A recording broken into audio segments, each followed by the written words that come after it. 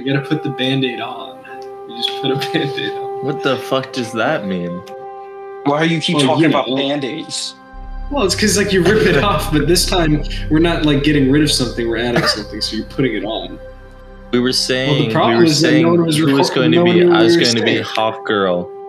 Hawk to a girl, right? Hawk to a girl? Oh my god, that could be the intro.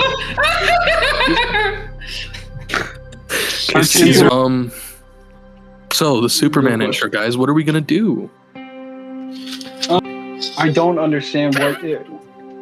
Whatever Begin we with want the to end do, in mind. Okay, what part of the end do you want to keep in mind?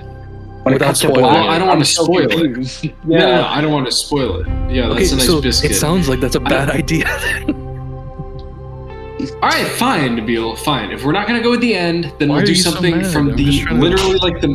I'm not mad, bro. I'm not mad. I'm just passionate, man. Well, Jeff, No that's going to be way. like your character for the podcast, right? It's like, No, it is not going to be my Like, character. Why do you think we're picking on Anti-woke. Jeff just because he happens to be white? he's white. His parents literally immigrated what the to the fuck? U.S. They 60 literally years did ago. not. 6 decades ago, Jeff's parents. Hey, that's an idea for the intro, right? You could do like Jeff's we could parents. add that down. So we take Jeff's parents and they're at Ellis Island. Alright. Their last name was like previously like, oh, was like, McCarthy. right. Oh, Williams Cocky. Williams McCarthy. And then they go up to the counter and they're like, "What's your name? You know, what's your purpose for immigration? You know?"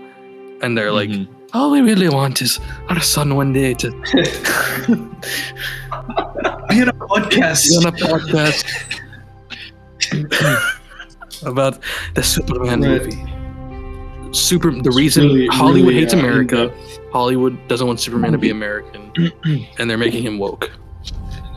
So maybe this doesn't work, you know? Yeah, that's the main reason I didn't like the movie. Yeah. I don't want to get too much into my here. This is the most That's disorganized for the intro episode. of all time. Wait, Jeff, that's a good idea. What if this is the intro? Oh my. Oh my gosh! Oh my goodness! There's no way, dude. And And now What? we say This 6 is recorded. seconds from now. episode will start. Yeah. It will? From when you said it or from now? From when.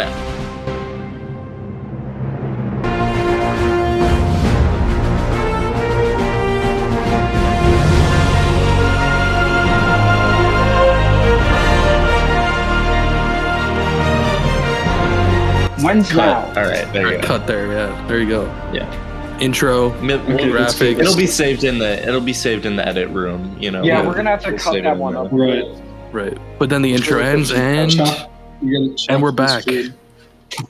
Hey guys. Filmatic Superman podcast. We're here, Filmatic Superman Hello, podcast. is this real? This is real. This is actually a podcast. This is what? This is real. This is real now. This is a real Oh, yeah. podcast. We Yeah, Yes. that's cool. We That's got microphones and cameras. Mm-hmm. And nice. And you know, the last All five DC of us. film that we reviewed was The Batman. Back in 2022, Oh, yeah. 3 years ago now. Can you believe it? the last Dude, I superhero still haven't movie seen we. that. Or Black what Adam. superhero Black movie? Adam, was Black done? Adam. Black Adam was I didn't see after Black Adam that. either. Sorry, it was post. It's crazy that that crazy. was post the Batman. That is crazy. Like, because at the time it was like, thank God, like the Batman is not in the same universe Right. as. And now everybody Yes, is foaming Black at the mouth for Robert Pattinson to join the DCU because it's so good. But we'll get into that. Right. First, Yo, when I was in seventh grade, my bus driver was We're done Black with Adam. the. We're done with like the intro. No. just We're let done him go. with Just that. let him Just go. wanna bring Just this let him go. Go ahead. No, I just want to bring it up. Like, you can ask Oh, Ben yeah. Hartwigson because our bus driver looked exactly like Black Adam, and we would always call him Black Adam. And I mean, no, seriously, because we were playing. To be clear, we were when playing so you're Injustice. saying he looked like the comic accurate Black Adam, not like The Rock. Like he looked like Yeah. a Middle Eastern No, he man didn't with look like The Rock. with black hair. Is what you're saying? No, he looked like a bald dude. But okay, whatever. Right. I don't think Black No, Adam was no, bald listen. before The Rock, as far as I know, unless I'm wrong. But No, because if you play Injustice: Gods Among Us Mobile Edition, and you get the gold Black Adam card, who is I think it's Insurgency Black Adam or something. Okay. He's the worst gold card, by the way, but he looks like our bus driver.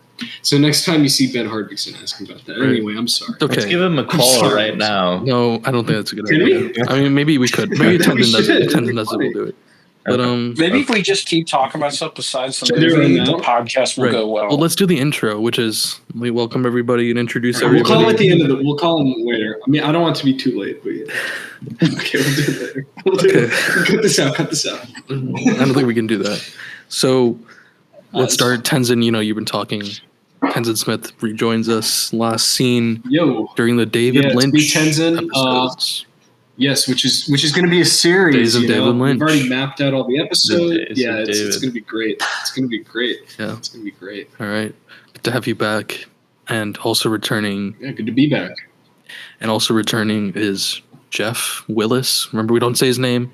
We don't say his name. We don't want his employers finding out about this. Jeff Willis. So what's up? Jeff, What's up? Are you last Bruce, podcast you did what's- fall asleep? Yes, I did. Right. Yes, But I you also did. didn't see any of the movies, so I think it balances out. yeah, it's okay. Yeah, I was at absolutely no benefit to the conversation. It was a Jeff. movie that Well, no, I no, have Jeff, not seen. And You were I will the not see. fish in the big pond. You were the audience's eyes into this world of those Yeah. movies. A So Filmatic. a Filmatic. The So world of it's okay. Filmatic. And now you're back in the tank, if you will. Mhm. And then of course, Age of Cage co-host, Filmatic regular, Casey. Filmatic regular. Okay, I'm a regular now. Look, I mean, Yeah, I'll yeah, take it. I mean, I've been yeah. in, I think, every episode since probably since Madam Long Web. Legs. Oh yeah. Well, Yeah. No, you didn't do the I Madam haven't. Web I'm episode. saying. Yeah. I was saying I wasn't in that. It was like that was the only one I haven't been. Gotcha. I don't know. And since then, I Yeah, think I you would have never- been in I would- every one. Yeah. I would never watch that movie. I watched it in the theater, but I wasn't in the episode for some reason. I think you were out of town or something. Anyway. Yeah. Yeah. Madam Web. Go watch that episode. Go watch that episode. I Yeah. guess that's our most recent superhero movie, if That- you would call it a superhero movie. I think you would. Definitely You would yes. call it a Some movie. people would. Definitely is. If you'd call it a Yeah. Filmatic. I don't know. So today we're talking. So today we're talking about Superman 2025 Woo! directed by James Let's Gunn. go! You guys know I'm a gun Cinema. glazer. I've been glazing the gun A gun ever glazer. since. Shoot I mean, your gun all obviously, over. the Guardians movies. But The gun specifically, is loaded. Gun to my head. Yeah. my uncle got helped up with Yeah. a gun at Arby's. Yeah.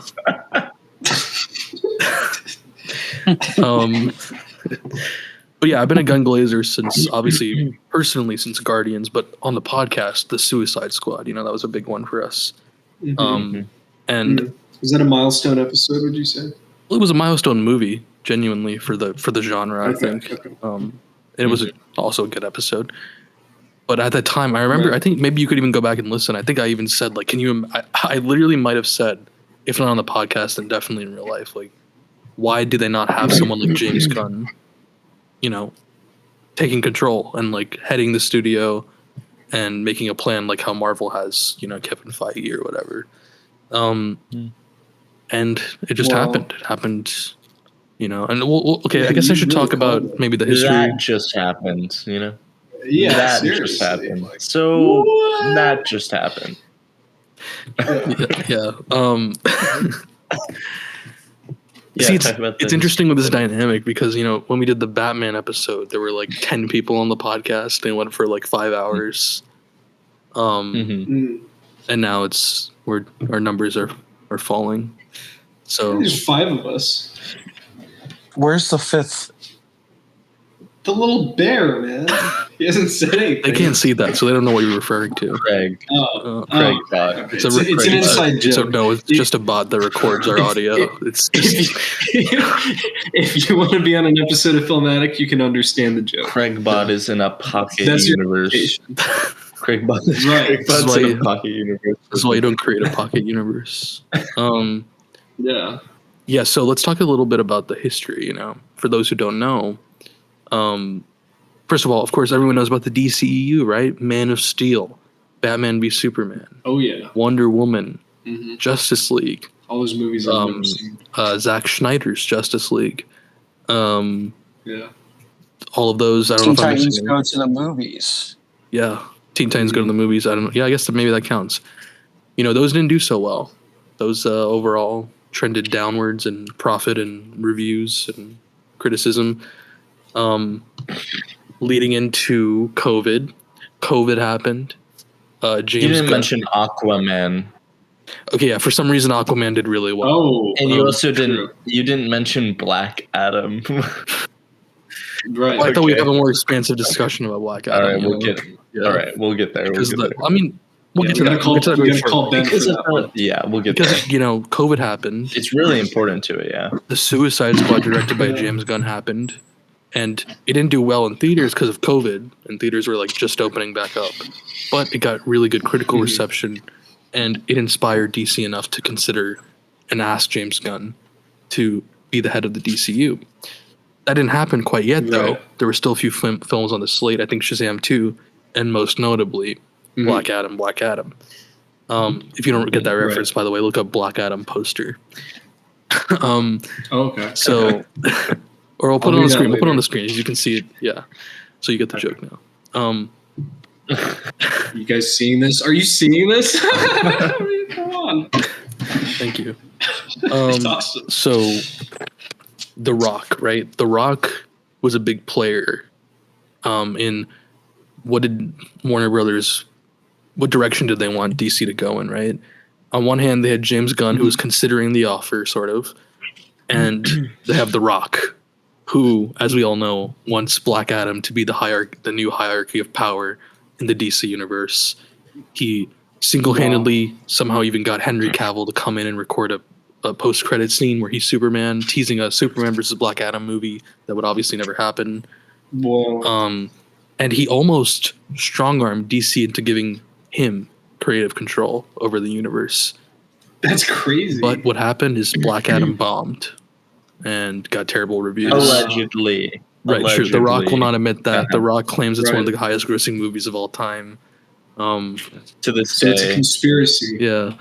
So He was so that, literally crazy. doing like schizo like math on Twitter about this. Oh yeah, I mean he does that with anyway. every movie. If you know anything about The Rock, literally every movie he's ever done, he's like skyscrapers #1 movie in the world, and it's like fucking only making Right. money in China for like 2 days.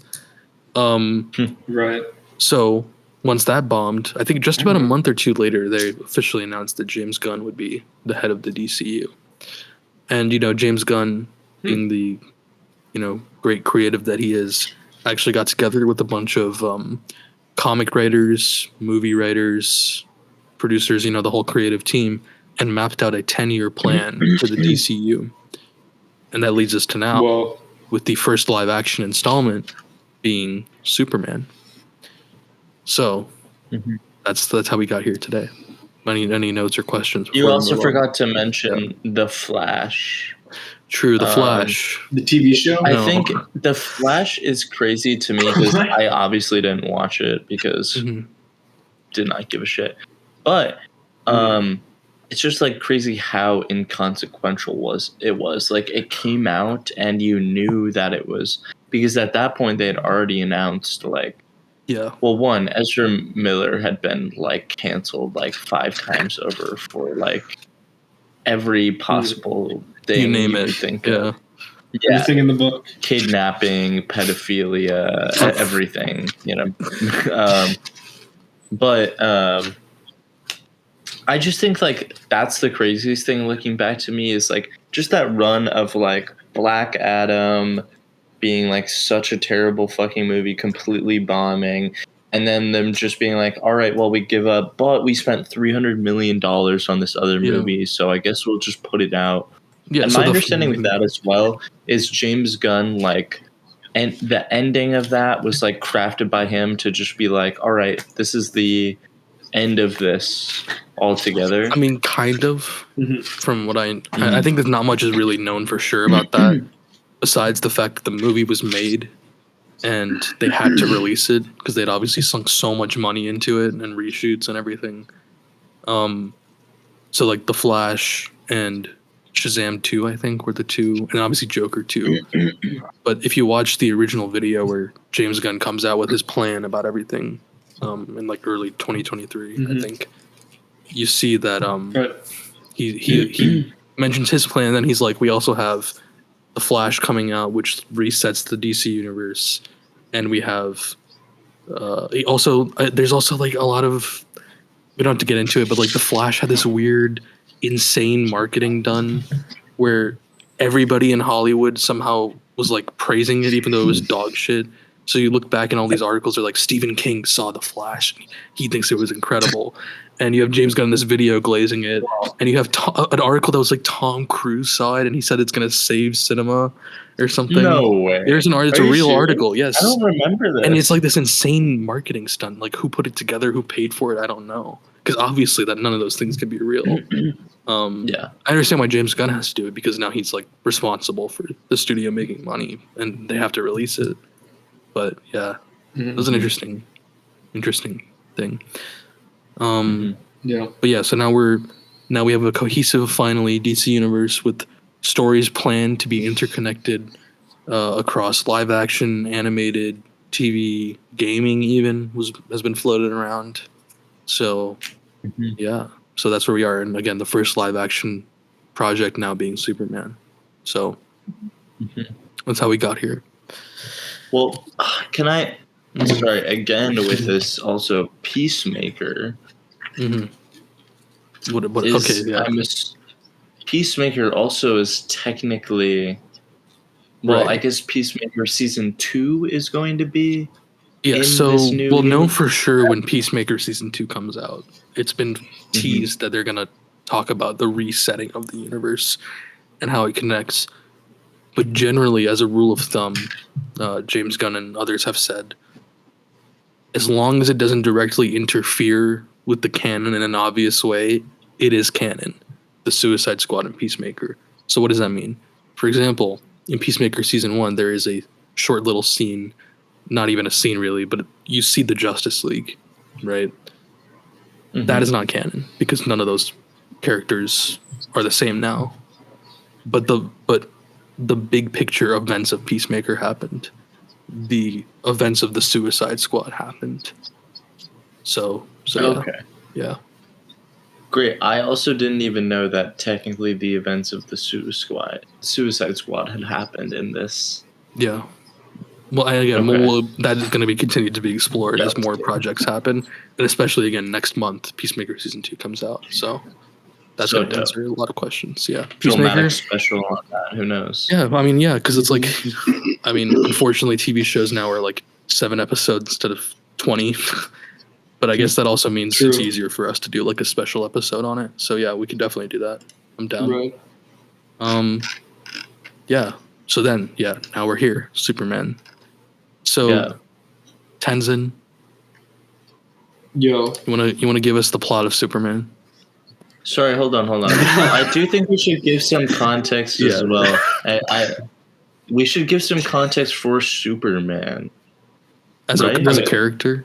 Right. Yeah. Yeah, Who's well, Superman? and okay, in saying his lineage throughout like film and TV. So in 1939, He is Action Comics, Superman debuted. Action Comics. Created by Jerry Siegler, I believe.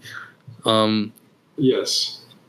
Obviously, through that, Action Comics becomes DC Comics, and he gets explored more and more. Detective Comics. Yes, which that's what DC stands for, Detective Comics. Batman, Detective, yes, thank you. And in 1977, Superman, Christopher Reeve, comes out. And obviously that was a very formative movie. Big movie defining the genre. Possibly the first. Has anyone here seen it? I have not. Yeah, it's been a while since I've seen it. I mean, to do a rewatch, but yeah, I've seen it multiple times when I was younger. It's really great. Okay. Got a lot of classic stuff. Nice. You know, I mean, I'm sure everyone has a Dude, loose Christopher idea Reeves of it. Yeah, is a Chad. he is a Chad. He was A dude. Chad. Yeah. Yeah. Yeah. Obviously, they did a few sequels of that. They didn't all do as well. I think Superman 2 did okay. That had General Zod in it. Mm-hmm. But the other ones were Nice. really not as good as what is said. I have not seen them. And they didn't do as well. Then you have some Superman shows, right? Dean Cain, Okay. who's now going out and about. If you guys have seen, Dean Cain and the Membrane. He's anti-woke. yeah, he's a big MAGA Whoa. guy, and he's like, Superman's woke now. Also, he eats dogs or something. I think he like kills his neighbor's pets. Dean Cain? Look it up. Yeah, he's a big I'm not MAGA finding guy. anything about Superman this. is woke now, according to him. He did a TV series, Lois and Clark. Where did you find that? It is Like on Lewis Twitter, and man. Clark, but Like Lewis and Clark, but There's Lois probably and some- Clark. did they find anything? Love. There we go. Nice. That's good. That's good. It sounds like you guys just found love. Yeah, should we kiss? Kiss me through the screen. Thank you. So It's like the Soldier Boy song. So to say, I was surprised by how there have really only been in film. There's only been Superman Returns. Well, this is what I was gonna say. Yeah. I remember watching that as a kid. I went to the theaters to go see it, and I saw I think I went on opening night, and I remember a guy falling down. It was an old guy outside of Hollywood 20. Old guy falling down, 12. hitting his. Hollywood 12. They lost 8 hitting screens. his face on the ground, smashing his glasses, and then bleeding everywhere. That's One of my nice. first childhood memories, and there was no Superman come save that guy in that moment. But I think some people came to help us. Anyway, That's like Superman. That's the allegory. Superman's hope. You know, he's resilience and I kindness. saw an old guy fall down the stairs one time. Okay. All right. Anyway, so my point being, You just find that. But don't forget, it was directed by based Bryan on it, Singer. and it had It's Kevin Spacey. as Lex Luthor. Whoa. Dude. That sounds like a pretty good casting. Yeah. So yes, basically half the state of Israel, funnily enough, is in that Superman movie. True. You know, 'cause all both of of the them- residents are. So all of the extras were. Anyway, You're good.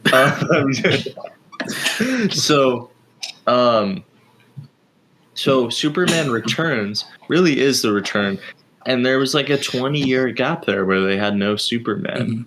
But I think then one thing I do like about that movie, I just want to say, is the concept of it being a sequel to the original Superman with Christopher Reeves, but it's like an entirely new cast and everything. But they're like, it is the same character.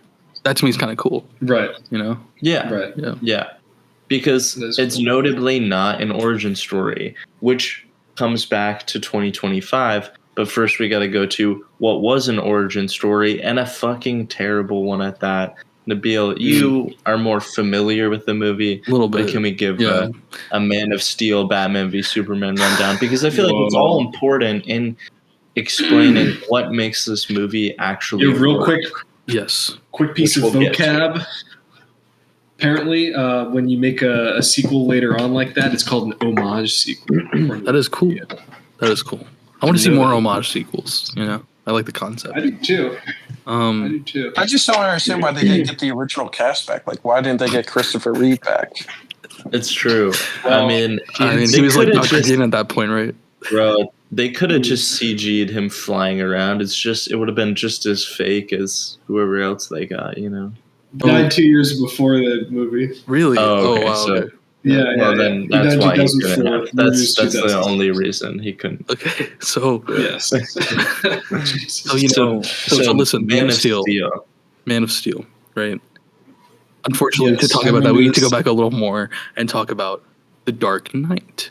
Very well received, directed by Christopher Nolan, still considered to be one of the greatest films of all time, superhero films of all time, whatever you want to say. and it's dark and gritty, and it worked for Batman. It worked because Christopher Nolan directed it, because his brother wrote it.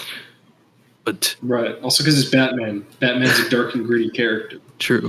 Very true. I mean, and the Joker. He's like a stealth ninja. Yeah. Yeah, and the Joker's like unhinged and crazy. Right. And evil. So after that reception, you have that. Parallel to that, you have the rise of the MCU starting to take off with these Iron Man movies, the Avengers in 2012. Newfangled.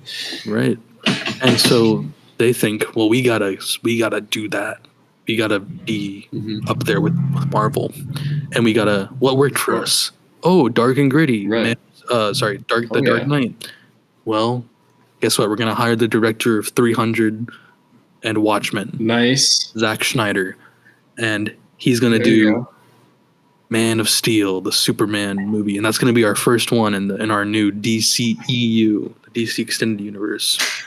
Oh yeah, it's gonna be awesome. And it was mid, and possibly now worse in retrospect. Dark and gritty, more like fart and shit. Yeah, exactly. Because Man of Steel, I think parts of it in concept are not bad, because there are Superman comics that are dark and work, and are serious. But I think that if you, it just kind of, it doesn't have the aspect of like hope and like Superman being a like happy person even at times. Right. Superman's just kind of brooding and dark like Batman throughout the entire movie. His dad could be saved by him in like a tornado, and then he's like, don't do it, don't reveal your powers, even though he could have just done it and no one would have known. That's crazy. There's literally a point where he's sitting with his dad on the farm. His dad played by Kevin Costner, and Kevin Costner's like, he's like, Dad, there's a bit where like the school bus is gonna drown, and he doesn't do anything because he can't. He's like, I can't reveal my powers, and like people get hurt and stuff, I think. And he's like, shouldn't I have done something? And Kevin Costner, it's so funny if you watch the clip. Kevin Costner, like, there's like a beat where he doesn't say anything, and he's like, maybe. Like, oh god. He's like, maybe. And he's like, it's complex, Clark, like you gotta be careful nowadays, whatever it is, fuck, right? Exactly. Now here's what I'll say. That's so lame. The only part of that movie that to me still stands on its own, Michael Shannon as General Zod. You fucks. True, I remember absolutely that. Great casting, absolutely awesome character. Problem is, or not the problem, but I think the reason it works is because that the tone that Zack Snyder went for works for General Zod as a villain. Right. It doesn't work for Superman as a character, And I think that's the reason. I think he got shafted. But yeah. And also there's so much collateral damage. Like every fight involves the deaths of like hundreds of thousands of people. Just like so many explosions of populated city space, gas stations blowing up at left and right, unironically. Yeah. And obviously, I think they heard the feedback from that, because people at the time were like, "Why is he killing soon?" He kills General Zod at the end. Obviously, iconically, he snaps. Oh his neck. Yeah, classic. Oh yeah, I remember that. When of course we know he didn't have to do that. He could have done like any other number of things, but he just does because it's like, oh, he's gonna kill the family. But I think they just flown. Yeah, they could have flown upwards. So many things. But also, he just killed like hundreds, as you said, hundreds of thousands of other people, and then he's like, which like, I don't know, bro. I don't get me thinking about it already, but like the idea of like direct and indirect violence and action and inaction in relation to this new movie. All right, many things to be said. I remember in that scene though when he's like General Zod's got like the laser like heat vision, right, and he's like shooting at that family, right? Yeah, dude, they're all like huddled up. They're not even in a corner. They could just like run away. They could run away while he's holding him. Yeah. Yes. Yeah, 'cause it's he's that, like holding him. He's barely able to turn his head, and they can't the run lasers this are way. inching through. There's a laser, but they could just run straight towards They the could just run the other way. Yeah. Dude. No, I remember thinking that was the stupidest shit I'd ever seen. I saw That killed the movie it for the first time in like 10 years today on Twitter, and somebody was like, bro, somebody like some annoying fuck was like, this scene was like aura.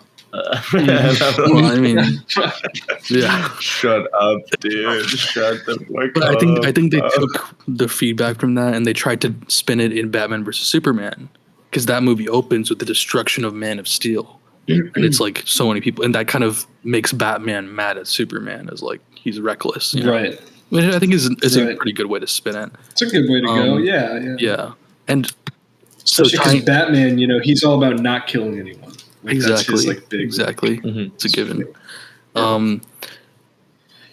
So why do Snyder fans exist? Right? Why are they? I don't know. Why are they obsessed with this Do we take of know the any? character? Do we know any so. like hardcore Snyder fans? I mean, I still guess passively we will defend aspects of Batman v Superman. I don't know if that makes me a that doesn't Snyder mean fan. you're a Snyder fan. Yeah. Yeah. So Nabil, context for us who chose to not watch Batman v Superman or Justice League or Justice League the Snyder Cut or Justice League the 4-hour black and white version. Yeah, I saw that one. Superman dies. Superman and Batman's mom have the same name and right. So after Man of Steel got mid-reception and Marvel's taking off even more and like crushing the box office, they were like, we need to speed things up. So their idea is with Batman v Superman, they will just 10x everything. They're going to introduce the Justice League and they're going to kill Superman, bringing in the comic events when Superman dies and that aspect of like Darkseid and stuff. So yeah, that's what happens. And it's not going to feel rushed at all. It won't feel rushed at all. It totally belongs. Yeah, exactly. So they did that. It didn't feel rushed at all. It was awesome. It was aura. It was based. It was aura. I really loved not knowing anything about Ben Affleck's Batman until like the movie was almost finished. True, but he is still the best part of the movie. He is giving hype moments in aura. I'm not even kidding. Right? Listen, he is the best part of the movie. Optic or that suit is fucking awesome. All right, and it's great. Dude, it's so good. It's actually so good because here's the thing: the reason why I'll passively defend Batman v Superman is because it takes one of the best comics, The Dark Knight Returns by Frank Miller, where Batman is older and grizzled and he fights Superman and sort of kills him. The thing is, why did they do that right after Man of Steel was the problem. 1. 2, why did they not get a better script? 3, why is Zack Snyder still directing things, right? Those were the 3 problems with that. And again, I think that Zack Snyder's tone works for Batfleck because he's older and grizzled and dark tonally. Yeah. But none of the writing makes any sense around it, and he's like killing people, which is fine if you explain that it's because he's lost his way or whatever, like in the comics, like sort of thing. He's thrown out. Right, and he's like, whatever, blah, blah, blah. But they don't do any of that. I have a distinct memory of seeing the movie with Batman v Superman. It still possibly was the movie I was most hyped for, comic-wise, ever. I was so hyped for that. And I was in the theater. It wasn't going great, besides the Batman parts. And I remember sitting next to Ben Harpixon. You guys know he's been on the podcast. And we're going to call him later. We're going to call him later. We're going to call him later. You'll hear from him soon. Right. And I was sitting next to him. I think we should probably call him. And I thought the Batman parts were really cool. I could tell the theater wasn't really having everything that was going on. And there's a sequence where Batman finally in the middle of the movie gets in the Batmobile, right? And it's like, oh, dude, yes, it's awesome. You get a chase going on with some thugs who have like kryptonite that they're transporting. And Ben had already leaned over to me before and been like, did he kill someone like in that earlier scene? I was like, I don't think so. Like I was trying to cope, I was like, I don't think so. And right as he said that, Batman shoots and explodes a car full of 10 people. like a truck full of 10 people, and then whips around the corner while he I don't know if it's kind of sick, but also stupid because it's Batman. He uses like a winch to hook on to a car, and he starts dragging it behind him.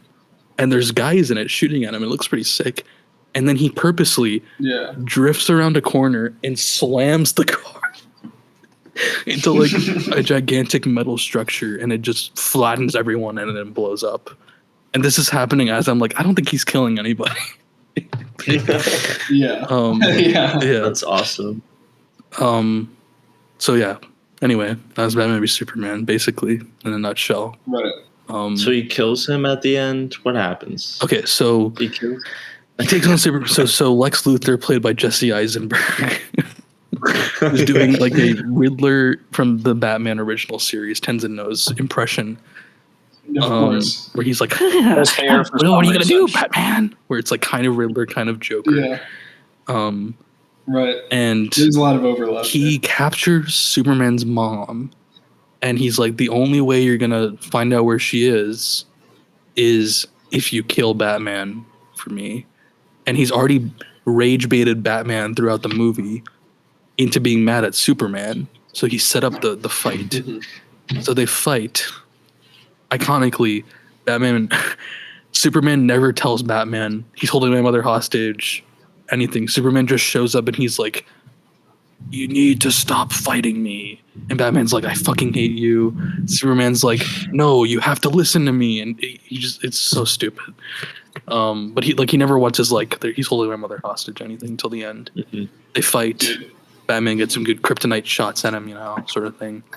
And he has a kryptonite spear that he's going to use to kill Superman finally. He's holding it above his head. And Superman, is choking. He's like, it's Martha. He has Martha. Batman's mom's name is also Martha. He says, why did you say that name? Oh. Why'd you say that name? And then Lois Lane comes running from around a corner. And she's like, that's his mother's name. And Batman's like, he's like, post-nut clarity, like, what's, like, oh my God, like, what have I done? Like, and then he's like, I'll help you. Wow. So that's that. Okay. You got me on the edge of my seat, man. That was like. And then and then he helps him, and he has an insane. What'd you say? That was a better recap than the movie was. Better recap than the movie was. Well, it's not over because then Batman goes to the warehouse where she's being held and has one of the best Batman scenes in cinema on us. Honestly, Okay, I've seen that where he's it's like Arkham. It's like Arkham City. The combat is insane. Yeah. Again, he kind of kills some guys towards the end, but he literally uses a gun. Yeah. Yeah, he kind of uses a gun at one point, but it's just cool, it's sick. That's sick that his whole character trait is gone. Yeah, at that point you've accepted it, So, right. The Band-Aid's already been ripped off. Right, and put back and then the on. twist is that the Band-Aid. You guys remember the Band-Aid? You remember the Band-Aid? I remember it all too well. Yeah. And then the twist is that Lex Luthor also went into the Kryptonian mothership from Man of Steel, and using his DNA and Superman's DNA created Doomsday, the monster. Whoa. And he fights Superman and Batman, and then Wonder Woman shows up.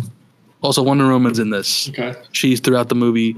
She was at like one of the parties, and she's like flirting with Bruce Wayne, and then he's like, she seems kind of weird. And then in the kind of a C plot of the movie is he's like investigating her, and then he finds a flash drive that she gave him, and on the flash drive they have like a 5-minute sequence where he clicks on each file, and each file is like, one's Aquaman, one's the Flash, one is of him, I think, one is of Wonder Woman, right? Introducing the Justice League. I'm ashamed to say, but when I was 15, I thought that was pretty cool. But Yeah, that's really that's so cool you're doing. because I was hyped, and this is where I think, going back to my original question, why do Snyder fans exist? It's because it's people like me back They're then. all 15-year-olds. Yeah, it's people who were 15 or younger then, who wanted a DC universe, who saw what Marvel was doing, right, and was like, we need this. So the copium gets in your brain and it clouds your vision. and that affected me for a year. But isn't that what they're getting now though? But they don't want to accept it because they can't let go of their childhood. They can't let go of the nostalgia. Now it's nostalgic for them. It's crazy. These movies, you know. Right. And Henry Cavill Superman. So yeah, because it was like because it was sort of a failed launch. Right, and they blame any bad part of it on like, well, it's not Henry Cavill's fault. He should get his chance, you know. And honestly, at this point, I think Henry Cavill's just kind of a mid actor. I mean, he's pretty good in like Mission Impossible because he doesn't really have to do much besides like action. Dude, that was pretty sick. He's also like like a freak. I don't know. Have you heard that one? He's like a simp or something. Or something. What is he? No, he's the opposite. He's like Andrew Tate. He's like he's like an alpha male type who's talking about like I thought he was a nerd. He's like I'm scared to date women because they're gonna accuse me of raping them. Like what? What? Maybe you just have some problems, dude. I don't. Yeah. Which I don't know. We'll get to as well, but I think there's a larger conversation that I think is really interesting, specifically in regards to that. That actually, you know, it's shown slightly in the actors themselves in that case, but I think in the actual movies as well, this idea of like and presentation of masculinity and like positive versus like Zack Snyder. Again, famous director of like 300, where you think these like, it's like this very, honestly, like fascist, like coded, like idea of like stoicism and like it feels like very, I don't know, and tying into this movie's theme of like, which we'll get to, but like that idea of like kindness as like punk rock, I think is really nice. Okay, I'm gonna say Tenzin. Yeah, I do too. I'll say it.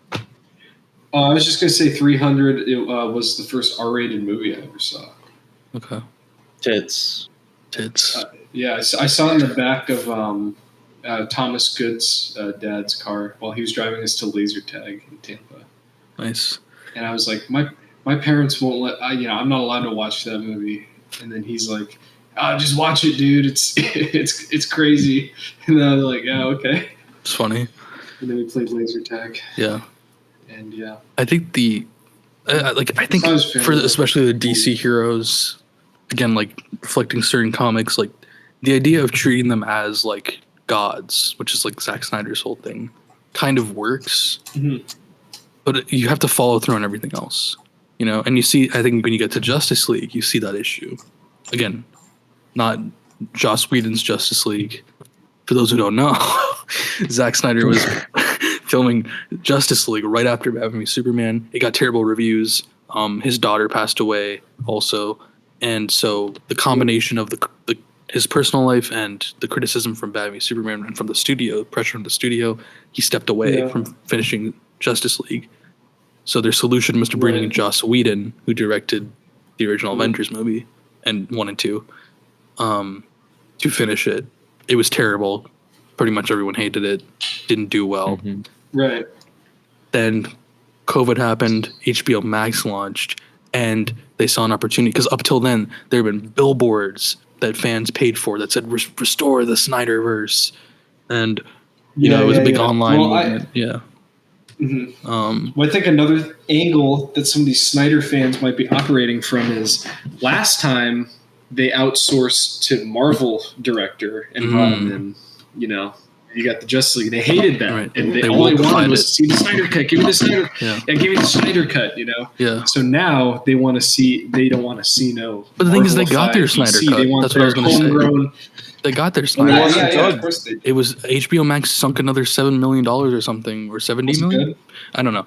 They sunk an enormous amount of money into it was more letting. Like $70 million. Yeah, probably into letting Zack Snyder piece together his extra footage and film a few tiny reshoots in his backyard during COVID to finish his cut, so that people would subscribe for HBO Max. And I think it kind of worked. I don't think it was like insanely successful, but it got some subscribers. Was it good? You see it? It's fucking bloated and boring.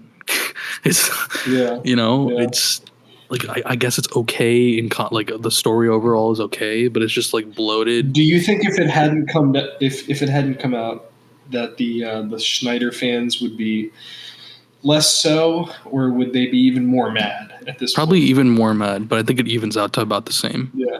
Like their movement had become so big that when they got their cut, now they said #restore the Snyderverse. So if you give them out a cookie, maybe I don't know. You know, exactly. Who could say? Exactly. So, right. What about bring Nathan back Turok? something that's losing you money, HBO. We think that's a genius idea. Yeah. Yeah. Okay. And now I explained what came after that in terms of the Suicide Squad, James Gunn, etc. And now we're at Superman. Mm-hmm. Superman. All right, 2025. Superman. 2025. 2025 is as of today, as of recording, the Sunday of its release weekend. It's made 217 million worldwide. Okay. And is the third highest opening of the year. And is the first DC Studios first DC film to surpass 100 million on opening weekend since 2017's Wonder Woman. Well, damn. Okay. So it's already a major win for DC. A big win for DC. Yeah, I mean, there's a lot of people in the theater when we saw it. The Warner Bros. CEO / cuck David Zaslav. As an asshole. Just look it up. Job description. Look up David Zaslav. No, he's actually insane. He's like, dude. He's like, we can't have sex in our movies or something. Dude, he's like so Joker, and he's a billionaire, so fuck him. But we can have sex in our movies. Is that what he's telling? Something like that. He's like anti like. He's like everything has to be family friendly or something. Like everything. Right. And also he came like when he's only a CEO because of a merger that happened in like 2021 or whatever. Mm-hmm. And he came from like reality TV. So all of his advice is kind of like we should be more like HGTV and like fucking Food Network. And it's like, bro, you're heading it's Warner. So stupid. You're heading Warner Brothers. Food Network. Yeah, the Food Network. Luckily, I'll give him credit. I mean, that he chose James Gunn to do this and is putting faith in him. And now today it was like this is the start of our 10-year plan and James Gunn's the best and everything. Right. So whatever. Yeah, I guess he's signing the checks, right? Whatever. Amen. So that's where we are. Looks like we're going to be continuing in this universe even longer. Cool. I like this universe so far. I've been living in it for a while. And let's talk about that now. Tenzin, you want to give everyone a brief review of the plot of Superman? Oh yeah. I'll give you a rundown. Yeah. So I think it'll be funny. Okay. So a long time ago, there's some aliens and their planet was being blown up. Mm-hmm. So they sent their kid to the planet. He was a little baby, and they're like, "Yo, you can carry on our I don't know, our civilization in another world that needs it most." So they sent him to Earth. Can I just say, by the way, we're gonna keep this non-spoiler at first. All right. Non-spoiler? A non-spoiler summary? How does that work? Well, you kind of give us the premise. Sketches. Yeah, you just give us the premise of like, All right, so they sent their kid to Earth. And so now he's like, now he's grown up and he's like, he was raised on a farm by like, just a local Midwestern family, a couple of people. I think it's important to say none of this happens in the movie. Maybe we want someone else to take the reins on this one. None of this happens in the movie. All right. And that's a good thing that none of this happens in the movie. Yes, that's fine. It's not an origin story. All right, so we jump into the action, and Superman is fighting intergalactic crime and monsters on Earth. And basically, there's this foreign struggle going on the other side of the world, and Superman gets involved in it. And much to the chagrin of the U.S. government, who don't want him getting involved in it because they're involved in it. And then Lex Luthor is like this evil bald guy, and he's like really doesn't like him getting involved in it. For some reason, maybe we'll find out later. We'll see whether he likes him or not. Oh yeah, we'll find out whether he likes Superman or not. Does Lex Luthor like Superman or not? Spoiler, he doesn't.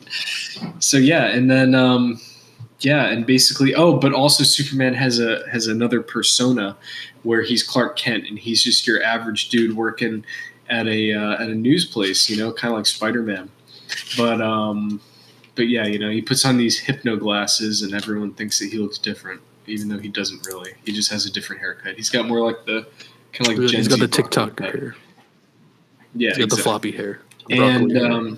he's got yes, and I don't know. I don't want to get too specific. Yeah, no, I think that's a good start. Basically, I'm just trying to cover the basis of pitching this movie to someone and describing our conversation if they haven't seen it yet. And they just want to know our thoughts. Right. So I think that's pretty good. Right. Also, I just thought it'd be funny to make. Yeah, the first bit is just in case you didn't know where Superman came from. Yeah, man. So there's it happens off screen. yeah. It's and it's important for the plot, obviously, because you'll find out. So I guess just to we'll keep it non-spoiler for now. Mm-hmm. I guess the best way to do that is to tell people what we liked about the movie without spoiling it. Okay. Okay. So let's start with the tone, right? We got the big difference between the Snyder tone of gritty, dark, and depressing. Right. And we shitty fart. Shitty fart. Yeah. And depressing. Yes. And okay. And we have the new tone of light and humor, fun, dope, and awesome, punk rock, kindness, hope. And did anyone not like that? No, I liked it a lot. It was enjoyable. Did anyone not like woke? Who didn't like woke Superman? Right. So if anyone out there has seen the Suicide Squad, first of all, you should watch it. It's fucking awesome. Love that movie. Seen it many times. It holds up. It's great. It's up there with my favorites of all time, comic book wise. It's very similar tone, obviously. It feels like the same world to me, both in themes and in literally how it looks. Some people have called this movie ugly. Anyone have any thoughts on that? Ugly? It's one of the big critiques. I in the trailers had concerns, and then seeing it together and seeing the full world, I did not feel the same way. Now, are there some pretty, I would say, rough CGI moments? Yes. Really? Okay, I didn't pick up on that. In my opinion, I think that some of the styling of his body and more so his face, how it looks, there are a couple moments where I'm like, this looks like it. If just a little bit more effort was put into it, so you're saying mid-fight? Is that what you're saying? Mid-fight, his face looks weird. Okay, it's kind of stitched on. And the one that's really weird to me is that's used in a lot of promo for it is when he does the eyes up here, you can see that his face is not fully on the body. And I think it's just burned in my mind because I've seen the promo footage of it so many times from ads, but I'm like, come on, that is my only beef, because I would say that compared to other Marvel CGI fuckfests where it's something like Spider-Man No Way Home, where it's that scene with the classic image. You know what I'm talking about. What is that the guy's name? Flash. Ezra in Miller? Spider-Man No Way Home. No, Spider-Man No Way Home. Yeah, I know what you're talking about. Where he's standing on the street and there's literally not a single thing around him that is physical and there. And he's supposed to be on a New York City street corner. Yes, this is the GIF I'm talking Yeah, about. here, I'll move out of the way for video listeners. This this GIF you've chosen is not the highest quality. Well, it's all I could it's find. Already like, but yeah, it's like his face is like slightly different. Like the lighting does not like look correct. There's just a couple things like there's parts where he's flying where I'm like the light on his face doesn't really make sense. Mhm. But I did think most of the shots of him flying did look pretty good. And what I was trying to say was, like, I think there are, when you look at, like, some Marvel movies like that, in this world, CGI, like the, like, Pocket Universe, it doesn't feel out of place, even though it's, like, clearly, yes, not real. Yeah. It feels real to the world because they've set up the world as being cartoonish and having, but also it is quality because like look at the Pocket Universe and look at Quantum Mania. You know what I mean? True. Right. Like which might even movie have I had a didn't bigger see, budget but- than this. Yeah, because of all the reshoots. It's crazy. Or like the Black Panther, like for as much as like people love Black Panther, I always think The back last to that. act. Like The the fight final scene fight scene is so terrible. It is well, and entirely. it is the entire last act. Yeah, it's a PS2 game. Because the last, and the reason is the reshoots, and that's the difference here. I want to say, is that reshoots exist in making a movie pretty much every time, especially a major movie, right? More so than ever. Mm-hmm. The problem isn't that reshoots exist. The problem is when you're Marvel and you don't plan anything, and you previs your final, certain sequences 2 years before there's a script, and you hire a director and fire a director at the last minute, and they have to follow a strict code, right? There's no planning involved. So when they reshoot the last act of Black Panther, which is what happened, at the last minute, and you pay your shit, I'm not calling the artist shit, I'm calling the pay shit. For artists who are in another country and you're paying them shit because they're in another country and you don't have to pay them as much. Usually it's like India, and they have no time. And you watch that last act of Black Panther, and it looks like a PS2 cutscene. Or even when the field they're on looks fake, his suit. There's like you can look at the suit in the trailer from the cut before the reshoots, and you can look at the suit in the movie, and one clearly is like pasted on, and it looks really bad. And then you see any movie, including the Guardians Marvel movies that James Gunn has done, as a writer-director who plans everything he does before he starts filming. That's the difference. It isn't. That's the difference. That's where the quality difference comes in. It's not that they have quote unquote like better artists or whatever. Maybe they do, but that's not the point. The point is that they do planning. Yeah. I think he storyboards like everything beforehand. Himself. And it feels like that. It feels like it is all done with purpose and it exists within the world. People there are so many things you like, I don't know, you can barely tell that they're like, in your head that it's like, okay, like Mr. Terrific. It's like the thing he's like, when he's like flying around on that kind of like device he has. Yeah. Like that looks so good. The spheres look really good. I don't think there was a moment. I don't think there was a single moment in the movie that took me out. Like in every other Marvel or movie or whatever, where it's like, or even not even. It doesn't have to be a superhero movie anymore. How many times do you see a movie where someone's supposed to be on a boat and you could tell they're not on a boat, but then you look at like Pirates of the Caribbean from 2003 and it's like, what the fuck? Yeah. Because back then they actually filled a tank with water and used fog and used production design, and now it's just like we're paying triple for the movies. But and it looks like Batman from the 60s. Not even. I think that even looks better. We recently, when they're on the boat and it's just like a green screen. We'll talk about it because we wanted to talk about that because we recently watched the 60s Adam West Batman movie. But there is a sequence where they're on a boat, and I was thinking about it at the time. It looks like they're actually on a boat, and it was filmed in 1955. I don't understand what's happening, man. But So yeah, people say that this movie is ugly. I think people just again, I think that there is a distinct visual choice that James Gunn has gone for in his DC movies, where there's like kind of a light blue hue and like some of the way some of the light refracts in the sky looks lens flares. Yeah. We love a lens flare. Very specific.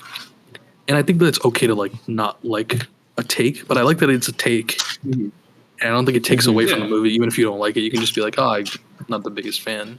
But I don't think it really. It feels very cohesive. Exactly. It feels very ingrained. I thought it had everything. Everything has a very unique style. It's also why you see a lot of it stems throughout the entire movie. When you look at the characters, they obviously have a more cartoonish feel versus like the realism that you would the more gritty side that you saw in the Snyderverse, and that also applies to the crowd.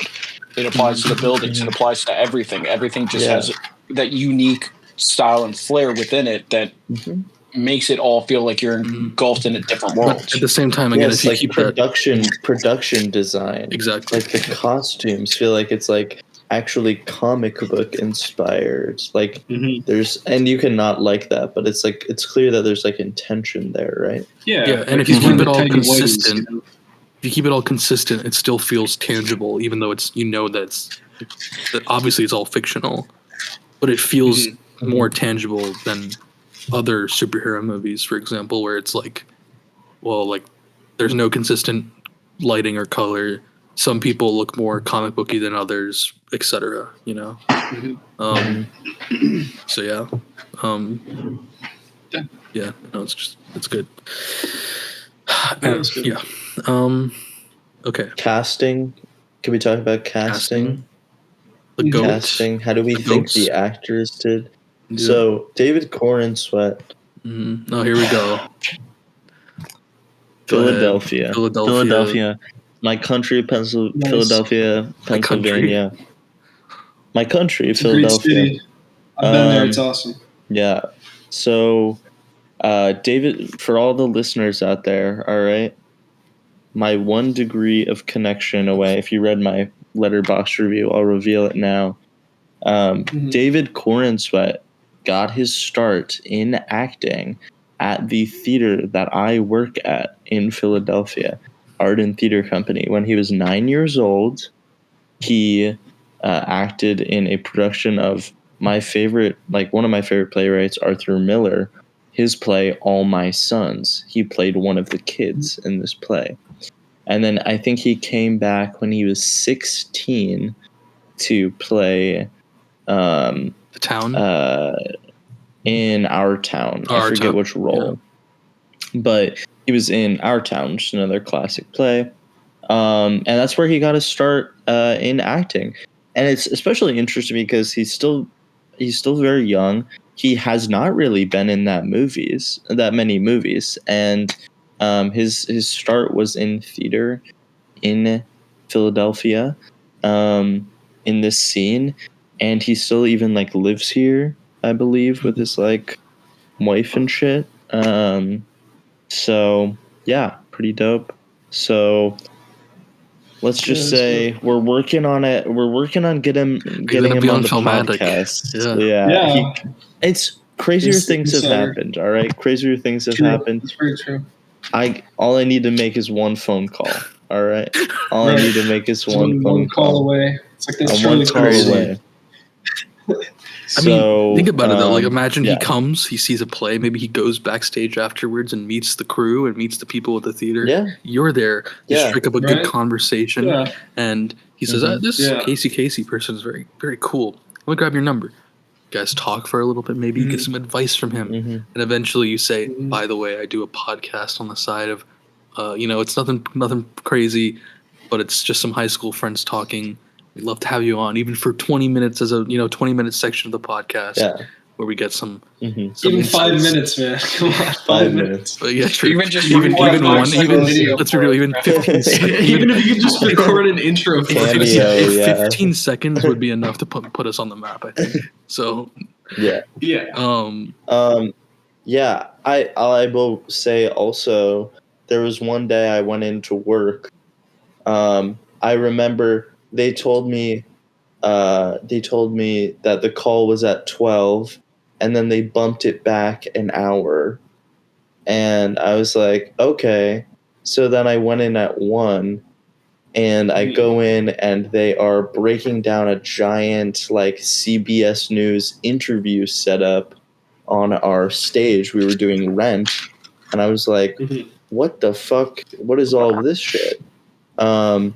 And they were like, oh, don't you know,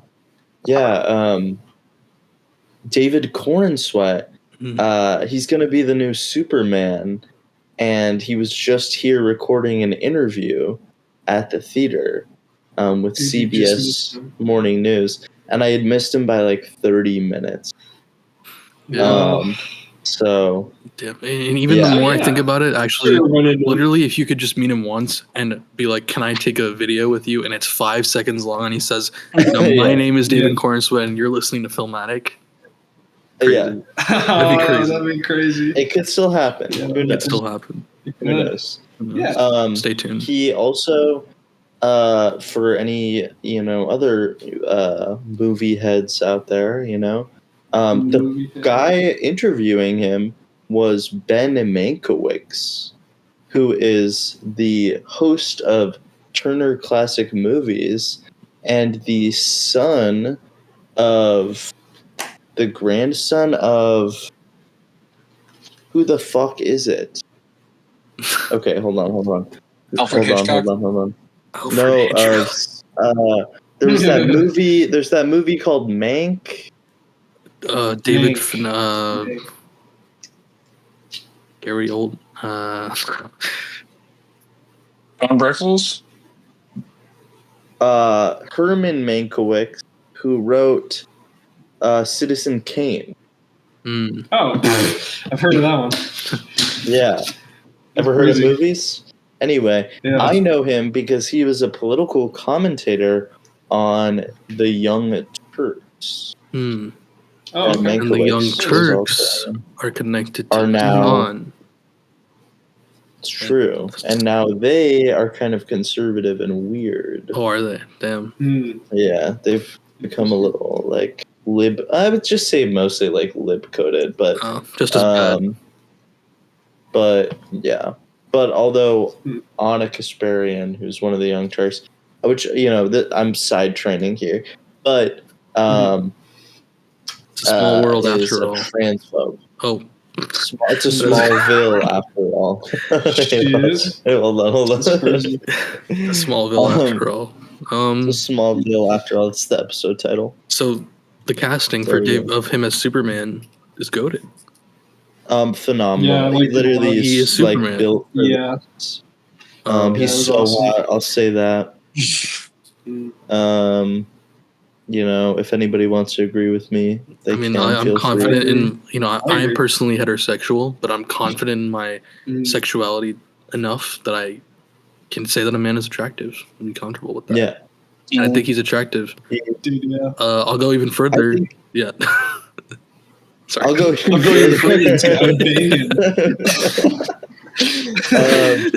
even further. I'll say he's more attractive. Casey, let me know if you get his number. Yeah, he's obviously. Yeah, what? Yeah. No, bitches are saying, "Oh, he's it's just because Henry Cavill is jacked." See, that's the thing is, before he was Superman, he wasn't that. We didn't get a shirtless scene, all right, in this movie, and I was just saying. Well, that's what people are complaining. People are like, "Oh, they didn't even have a shirtless scene because he's not ripped. He's not as buff as Henry Cavill." Ooh, bro, who gives that's a so fuck? mean. Yeah, also dude. Oh, he's not David fucking Cornsweet. He's literally like his chiseled jaw. These fucking. It goes into like I. This is a conversation I want to have, but the movie as a whole feels like in many ways a shot at these fucking incels, and I'm kind of glad it is. All right, I'm fucking tired of it. All right, because it's people like that made me so fucking mad about this entire thing that I wanted no part of it. Yeah, and you don't care about the characters. Years. Yeah. So anyway, he is really great in this role. I think we'll talk about more in specific ways. I think that Lex Luthor, played by Nicholas Hoult. Oh, dude, Nicholas Holt's a goat. Cavill's British. Yeah, he's British. He's been in so many. Cavill's British. How can he play Superman?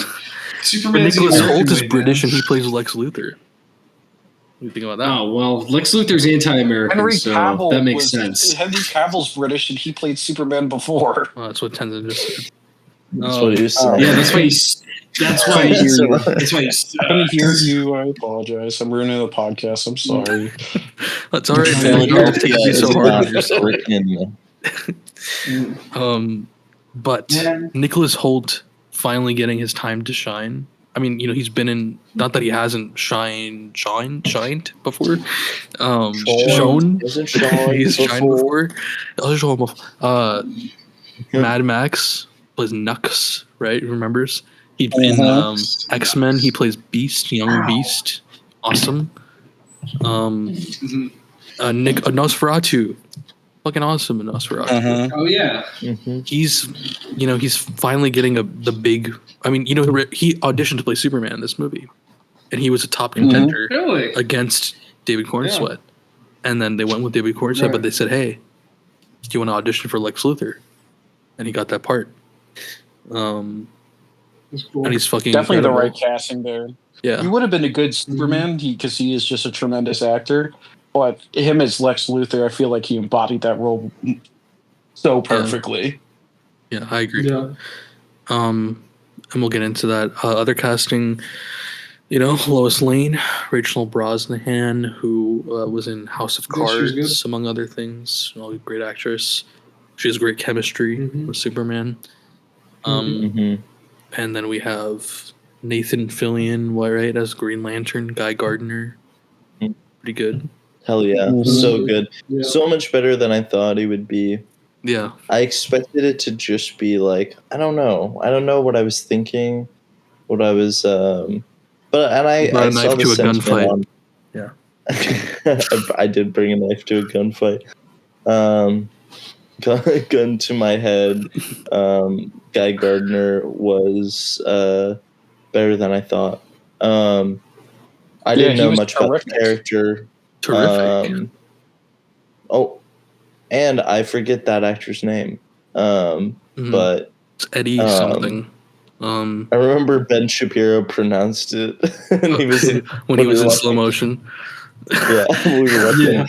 So we watched Ben Shapiro. Yeah, out of curiosity, last night we were like, what are the people who are saying Superman is woke, like Ben Shapiro? Right. What do they have to say? Because it's like full review. So we watched it. Right. He was actually pretty mild about it though. He did this. Well, I think what he did is even lamer than if he was stood on his business. It was like, this is whatever. Yeah. He was like, at the beginning, he's like, disclaimer. Everyone's saying this is political is freaking stupid. This is not political. This is just about Superman, and I'm only going to talk about Superman as a movie, and it has nothing to do with like it being woke was just clickbait for his terrible movie takes. Yeah. True. Yeah. He just had failed like a bad movie. Yeah. He's like, I could make movies better. That's why they laughed me out of every fucking pitch room. I tried to. And then he produced "Am I Racist" by Matt Walsh, right? Daily Wire. True. Yeah. And Lady Ballers. Yeah, you guys Google that one. Watch a trailer. But we watched it. Do an episode on it. And towards the end, the last like 5 minutes or so, we watched it in 0.25 speed. You'll thank me later. Highly recommend. Yeah, you got to do that. Ben Shapiro's voice slowed down just sounds so funny for some reason. Whether he's white, gay, Chinese. In that last 2 minutes, he just kind of ramps up back into like the insane anti-woke talk again. He's just stupid. He just has so many things that aren't even. They're just stupid points. He's like, in the Man of Steel, the Kents are salt of the earth. In this movie, they're just. I don't know. He literally says, I don't know. He calls them bumpkins, I think. Yeah, he's like, they're just. He calls them like ugly or something. It's like, I don't know. Yeah, he's so mean. You want it to be realistic and gritty, but you don't want people from Kansas to sound like they're from Kansas. Yeah. That's another casting note we can talk about is he cast two previously unknown actors to play Mm-hmm. Clark's parents. Yeah. And it works I didn't know really that. well Even 5 because minutes of screen time. yeah, and they do a really great job. I think that scene, well, that's a spoiler, I guess. He's talking to his dad on a bench, talking about, we'll get there. That's one of the most powerful, impactful scenes in the movie. And they do a really great job. And I think there's something to be said about, like, again, this like meta commentary of these people being like unknown actors and not needing to kind of I don't know, you're casting Kevin Costner as Superman's dad for him to get sucked up into a tornado. Because it is a good casting. Because Kevin Costner is a great actor. But then you're just like, what if he was like a fucking weird dick? Like, who dies in a tornado in fucking 2016? Well, wait, hold on. Well, sorry. Let me be more specific. Let me be more specific. I don't mean that like people die in tornadoes, but in the movie, it's really stupid if you watch the movie because it's like they see it coming and they're on a highway, but he doesn't turn around for some reason. He's like, oh, it's just stupid in the movie. I'm not knocking people who have died in natural disasters. Might have to censor that. Yeah, rest in peace to all people who died in natural disasters. This episode's dedicated to them. Sure, we'll put a dedication at the front. I think we should, because like seriously, because Superman unfortunately doesn't exist, so shit happens all the time. That's true. All right, what else can we like final things to touch on for our non-spoiler viewers so that they can get the gist of this and then come back for the spoiler part? We'll go see the movie. It's really good. Yeah, I mean, come on. Yeah, it's shot specifically for IMAX.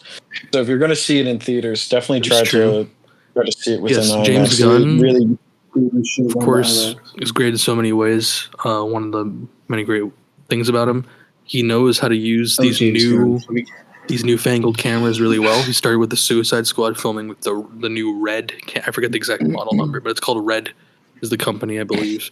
And it's a very tiny camera, first of its kind, that's also IMAX. But because it's so tiny, you're able to like do all sorts of different cool rigs with it. And he puts that to use a lot, first in the Suicide Squad and in this movie. So it gives the movie a very dynamic feel. And at the same time, like Jeff said, the entire thing is shot in IMAX through, aspect ratio. Mm-hmm. So with those cameras. And see on the biggest screen you can. Maybe I should go see it in IMAX.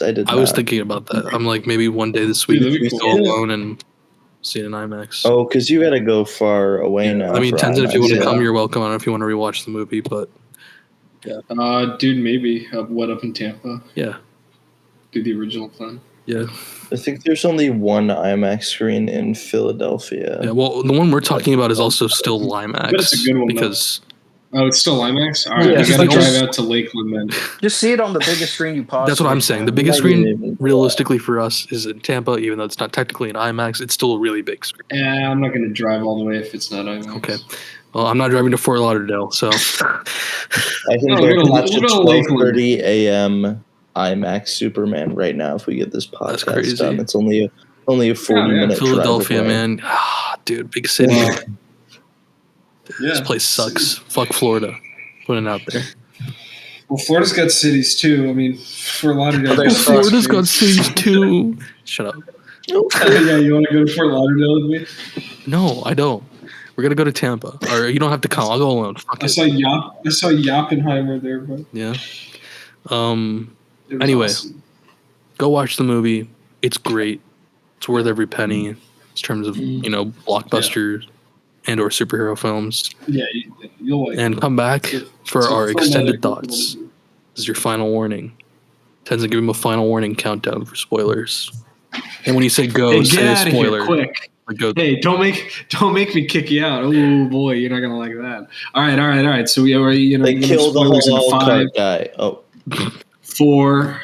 I heard you. We'll censor that. All right. Well, we're already in the spoilers. Okay, we're in the spoiler. Never mind. No countdown needed. All right. Casey's kicked off the spoilers with a big one. So now we're in the spoilers. Cat. What's on camera? Spoilers. Cat. The spoilers. Cat. is now in the building. Damn, so many things to talk about, right? I know. So many things to spoil. I mean, like, where do we begin? Right. Well, okay, there you go. Begin. Yeah, I was gonna say we could do a little bit of a rundown, more in depth, a little bit, and through that that'll help because we can stop and talk about things as they happen. Yeah. You know? Classic Filmatic. So yeah. So basically, Superman. Let's have Nabil lead. Well, I'll get you started, Tenzin. Then you go running. You know, because we don't hear that he was a baby, and he. So the movie, much like Star Wars, right, begins with an opening text, and set to the backdrop of the location of the Fortress of Solitude, Antarctica. Yes, in Antarctica, and we learn through this text we get the repetition of the number 3, right? 3 centuries ago, the age of gods and monsters started at the creation of metahumans on Earth, or arrival of them, right? 3 decades ago, Superman as a baby landed on Earth and was raised by farmers. 3 years ago, Superman announced himself as Superman to the world and became Superman. And then he was 33. Right. He was. I'm saying it's also like the whole Jesus thing is still like numerology. Yeah, that's true. I didn't think about that. And then, 3 months ago, Superman interfered in a war, and stopped the war from happening, much to the chagrin of the United States government, as someone said earlier. And 3 hours ago, right? 3 hours ago, the Hammer of Baravia, one of the countries, went to Metropolis and started to fight Superman. And then 3 minutes ago, Superman lost his first fight. And then he lands in the snow. Right? Epic opening. Yeah. And epic opening, and then he blows a little whistle. And by that, he just whistles. Crypto. Oh, he just whistles. He doesn't blow his whistle. You are the whistle. First he's in there and he takes him a minute. True. It takes him a minute because he's ragged breath. And you can tell he's really hurt. Okay.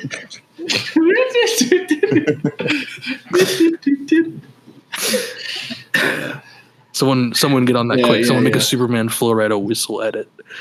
Right. That would go kind of hard, actually. I said this earlier. I've seen so many edits on like Reels and TikTok or whatever you want to call, whatever your platform is. Right. I've seen it on both. So many awesome edits of Superman, and like, how do people make these? It's like these are the people that should be making like teaser trailers. Anyway. True. Hired fans. So we get Crypto. Crypto shows up. First time in a movie. Crypto, a lovable super dog. Right, and he rescues Superman. He showed up in Super Pets. True. Who else is in Super Pets? Black Adam. Dwayne The Rock Johnson. Yep. Dwayne The Rock Johnson plays Crypto and plays himself as Black Adam and plays Black Adam's dog in a post-credit scene. This is a movie that is it's an animated movie. He's so talented. Fucking come out right before Black Adam, the summer before Black Adam, and it teased Black Adam. The summer. I didn't even know you could do that. Black Adam. I didn't even. The summer before Black Adam. The summer before. It teased Black Adam. Black Adam. The summer Black before Adam. Black Adam. Well, it's like BC and AD. The summer before Black Adam, and then everything else is after Black Adam. True. It's like the defining moment. Right now we're in 3 ABA. So, right, we get Crypto finally, and we get him dragging him to the Fortress of Solitude, where they're also, which looks really sick. I mean, that CGI is pretty cool when it comes out of the ground. Yeah, looks great. Crypto looks fucking great. Yeah, there's not a single. It's crazy they trained a real dog to do that. They got him to. Fun fact. For our listeners and anybody else on the pod who might not know, but they motion capped James Gunn's own dog to create the CGI character. That's cool. Yeah. That's cool. I think they also had a reference dog on nice. set for certain scenes and whatnot. So Right. Yeah. Just to make it more. which is crazy because it seems like in parts of this he looks really, really real, but it's still CGI, which is crazy. Yeah. Yeah. Looks great. That was one of the big things I was worried about, and also crypto as a whole. I was like, I don't know. Some context. Like I said, I'm not a big Superman guy, but I've always wanted to be. I've always wanted to have a reason to care. The reasons were so I there didn't know- though. I've kind of felt If you read no, comics, the reasons were All there. right, there you go. Right. I didn't know much about crypto. Also, I think it's funny talking about crypto. I hope we can reclaim the term crypto from the worst people in the world. Do you think that's why they don't use his name a lot in the movie? Because in the movie, it's constantly like the dog, my dog. Yeah, you have a dog. Yeah, They don't really call him his possible. name that often. If you think about that's it, a good point. I guess I never just because they don't want realized people maybe to get sound bites of like, it. I love Funny, crypto. Yeah. Like, Yeah. Well, Superman does not say anything about that. He says bad dog a lot. yeah, that's true. Yeah. Damn, crypto really did ruin everything. Not the dog, the currency. Mhm. All right. But I would just like to say, and we'll talk more about his specific involvement, but I think Crypto's actually brings like a really good bit of comedy that I personally enjoyed. I don't know if other people Yeah, do. I think I most of it agree. hits. I agree. Yeah.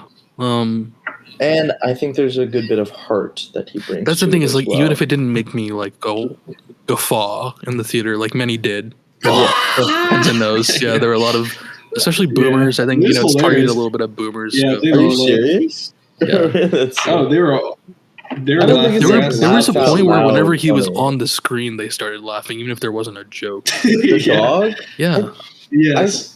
See, for me, That was now I feel awesome. like I sound like a fucking idiot. Like you think I was doing that? In no, the I don't think theater. you were doing Like, that. I don't think you were doing that. No, I wish I'm just you like- were. I wish I was.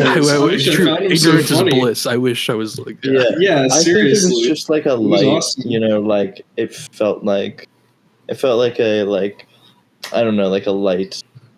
Yeah, no, it contributed to the overall So, vibe. yeah, that's what I'm of saying. I'm fun agreeing with you. and Even if I didn't playfulness. die laughing like they did every time, Yeah, I still liked it. What I did find Yeah. really funny was them laughing. So True. actually, it worked. Like Yeah. through There you like go. osmosis, osmosis.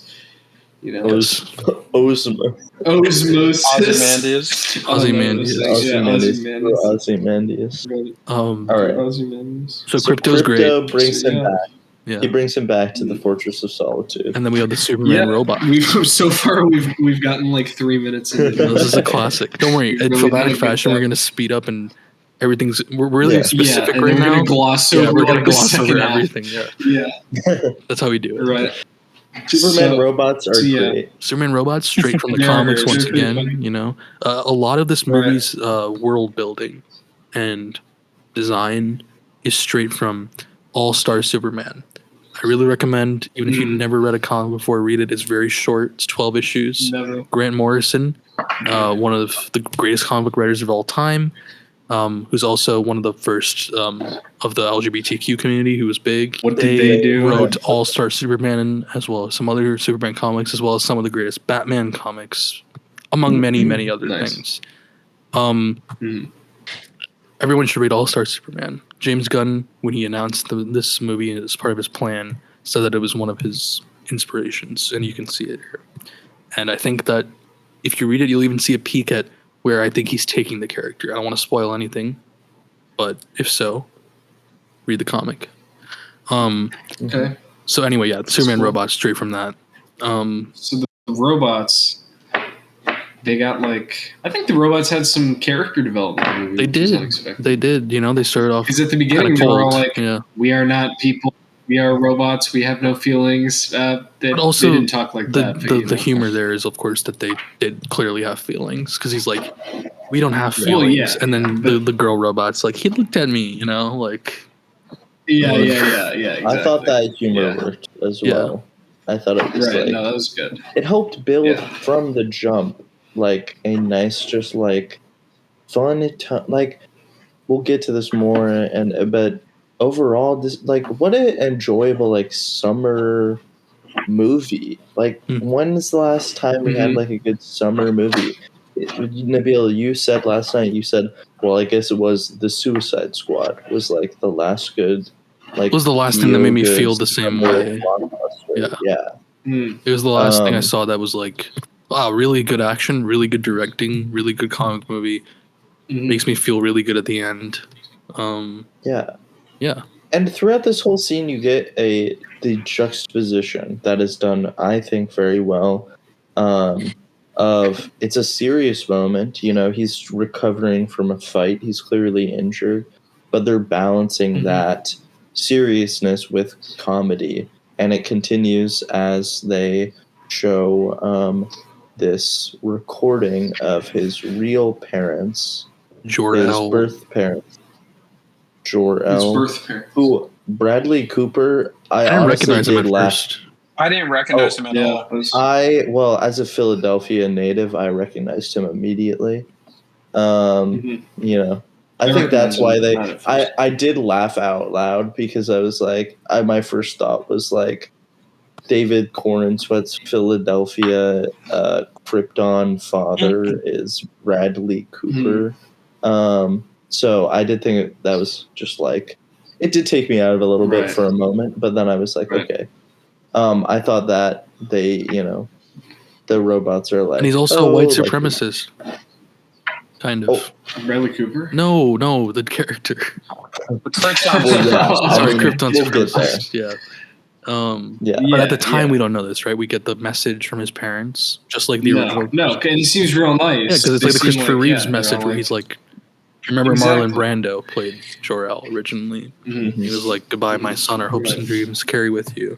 In this movie, they're like, I always thought they were like good guys. Yeah, and you think the same thing. It's like, they're like, we love you and protect Earth, and they're like, and then they make a point to say, like the robot, because the robot's explaining this all to the new robot, but also the audience. Like he listens to this to soothe him, and the message was damaged in transit. The other half is gone. Right. So then they use the sun to recharge him, to heal him. Yes. And that shit's awesome. The yellow sun. Yeah. The shot of them like channeling the energy. Those stuff. Yeah. And they have like some cool lenses so they can like speed it up. True. I thought that was cool. Concentrated. Yeah.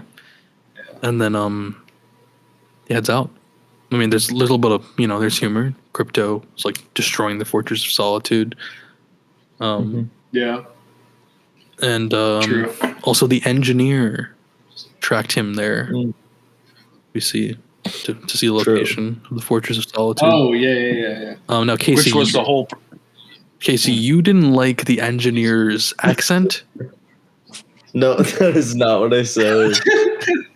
I did not. I was just a little confused. There were parts where I will also say the audio in the theater that I saw it at was like fucked. So I think it could have been that, because she did have like a kind of like robotic aspect to her voice. Maybe that was part of the intention. I don't know. I'm saying, did you notice that as well? Or personally, no. Personally, sounded like a normal person. I don't remember. Okay, it sounded like a normal person. All right, calm down. The first thing she's saying, I remember her saying, is when she curses in Spanish. Which Casey didn't like. It did not sound very... Yeah. I did not. I was going to say that the audio in my theater was kind of fucked. There were parts where the score would swell at certain points and things would get really loud that it would start to like crackle and fucking like, I don't know. Yeah. So I don't know, not so great after all, I guess. So the engineers there. Well, I go to a non-profit theater to support. You didn't pay for your ticket. Nice. I actually, you do still pay, but It's funny because I actually didn't pay for my ticket because I'm a member there and I had 2 free comp tickets. So I did not support the box office for this one. So maybe I'll go catch it again.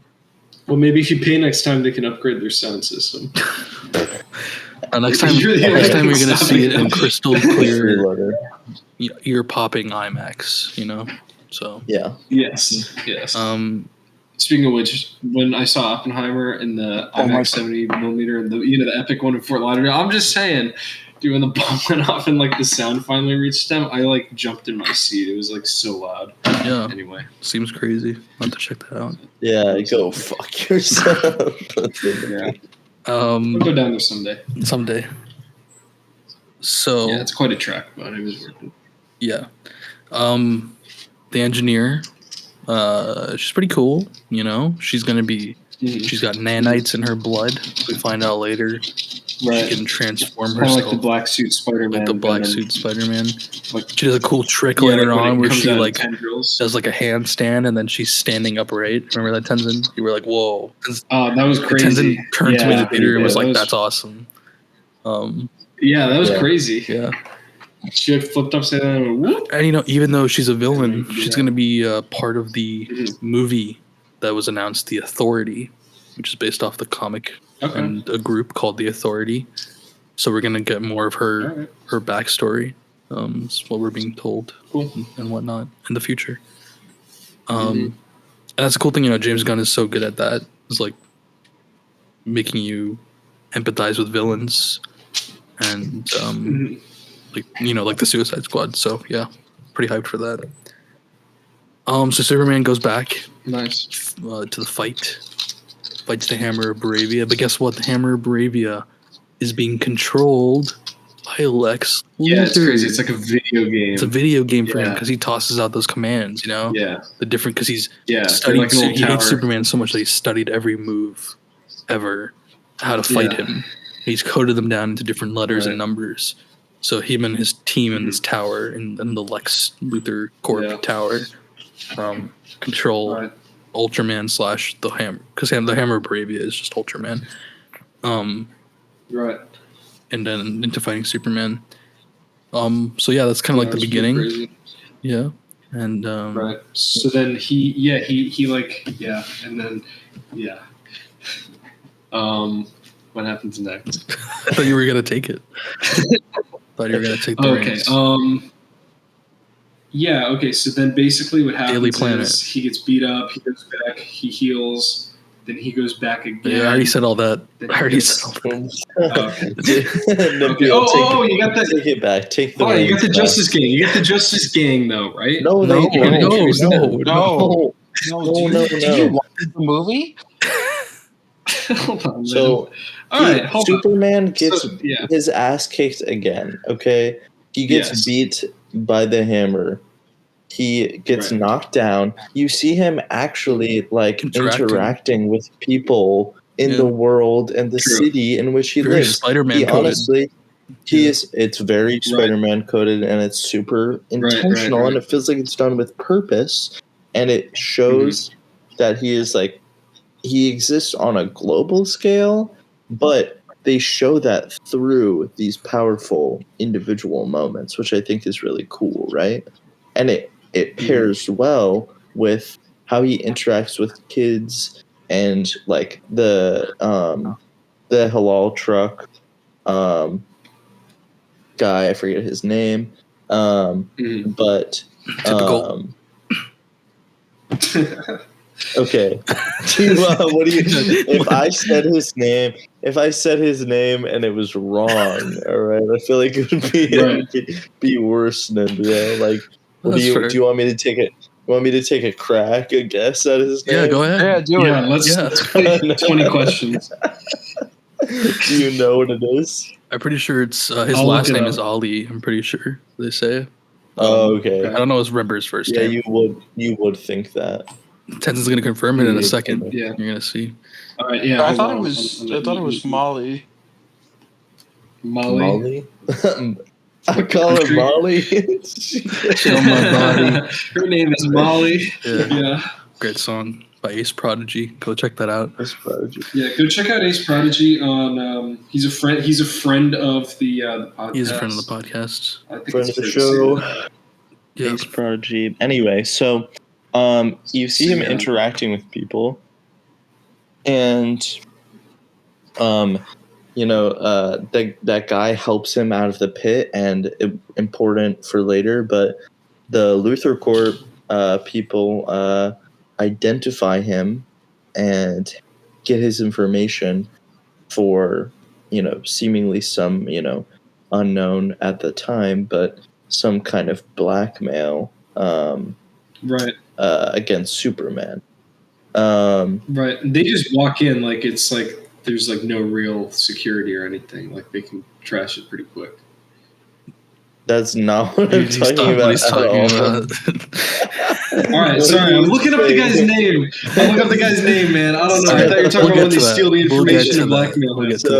No. So Okay. So anyway, I think it's honestly the first part of the movie where it was like, okay, interesting to see how they bring in some political aspects, this idea of surveillance state, and I think there are with Bravia and with this surveillance system, some Palantir connections. Nabil, you made a face. Any thoughts about that? I don't know if that was the intention.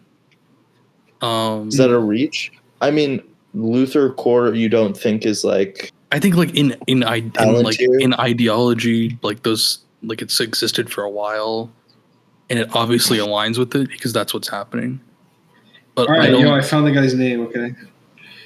Yeah. Okay, so what were the guesses? What was your guess, Nabil? I said Ollie. He has a first name. He has a first name and a last name and just say it. Just say it. Just say his name. Okay. His name is Malik Ali. His nickname is Molly. There you go. Listen to the next part. Yeah. His nickname is Molly. Yeah, but it doesn't matter. That So means I they was said right. Ollie, and I heard it, and I remembered it, which was my point. So That's true. Me too. Nabil, That's also Nabil what I got thought it. it was. I'll give it to you, Nabil. You did good. thank you. remembered it. Anyway, so Peter. I don't know Nabil- if Peter Thiel is supposed to be Lex Luthor. Obviously, the I don't- character work is well done, and they obviously align. I just don't know, like this is still operating in the neoliberal paradigm, if you will, right? Yeah. We'll take what we can get, and we got some good stuff, which we're gonna get to, right? Mhm. So Yeah. maybe it's a stretch, but I agree with that similarity. Yeah. At least a similarity. So anyway, that comes back later. But Superman is being helped out of this hole that he's been thrown into. He picks himself up, dusts himself off. And then next we have Nabil. The Daily Planet. Yes. We get Clark Kent Clark Kent. with the TikToker hair, and Yes. we introduce Also, The glasses. like if you go on David Cornsweat's Wikipedia page, the picture of him is his broccoli hair picture from the movie. That is interesting. I would not expect that. Yeah. But yeah, so we get introduction to the Daily Planet team. We get obviously Lois Lane, as we discussed. Jimmy Olsen, who is a fuckboy, right? Something. I don't know how you want to describe it. Okay. But Women are just obsessed with him. right, how does he do it? Right, that's what they say. How does he do it? Which plays into the plot later. And we get, of course, the chief of the newspaper, Perry. We get a few other sort of minor characters who have one line here and there. We get an introduction to this other side of his life. And we're introduced more into the political scandal of the movie, which is that Superman intervened in one country's assault on another country. And, Superman, Clark Kent has been interviewing himself as Superman about it. He gets some shit for that at the office. Then he goes home to Lois Lane's apartment. And even though they share a tender moment, this gets brought up, and then they sort of do a mock interview of Lois Lane interviewing Superman, which results in a very big sort of both exposition and fight. I think their dynamic works really well. A lot of chemistry in that scene, obviously, that gets established between them, both on the negative and positive side.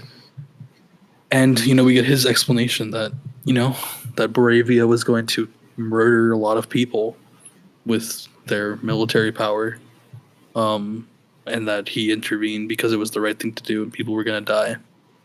And, Lois Lane thinks that maybe he should have measured his actions and taken a little more precaution or talked to the U.S. military or leadership or whatever. Any thoughts? I thought the scene was great. I do want to say I also I enjoyed the little misdirect, because when Lois and Clark are talking at the office, there's no they're acting kind of coy about the Superman thing, and then I didn't know if she knew. Yeah, so you don't know if she knows, and I'm glad they did not play into that at all. They were just oh yeah, she knows, and they're already dating. Yeah, and they have seen it all before. Yeah. So throws you into the action. So we in this argument between them, I just think a couple I think the writing is shown to be really great here. For building their chemistry. It's playful, but it's also there are romantic elements, and there are also clear moments of great tension, and I think it starts to get to the heart of what this movie is about, right? Yeah. And that's the idea of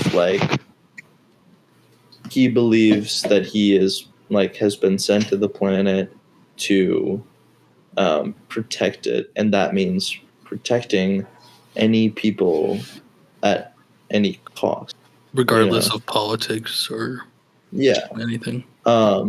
So specifically, seeing people in need, and there's that big line from the trailers and such, but because people were going to die, that's the only reason he needs to try at least to save them, and interfere, and it also has certain parallels to current day situations. And it begins to explore that as it goes further throughout the movie as well. Right. Yes.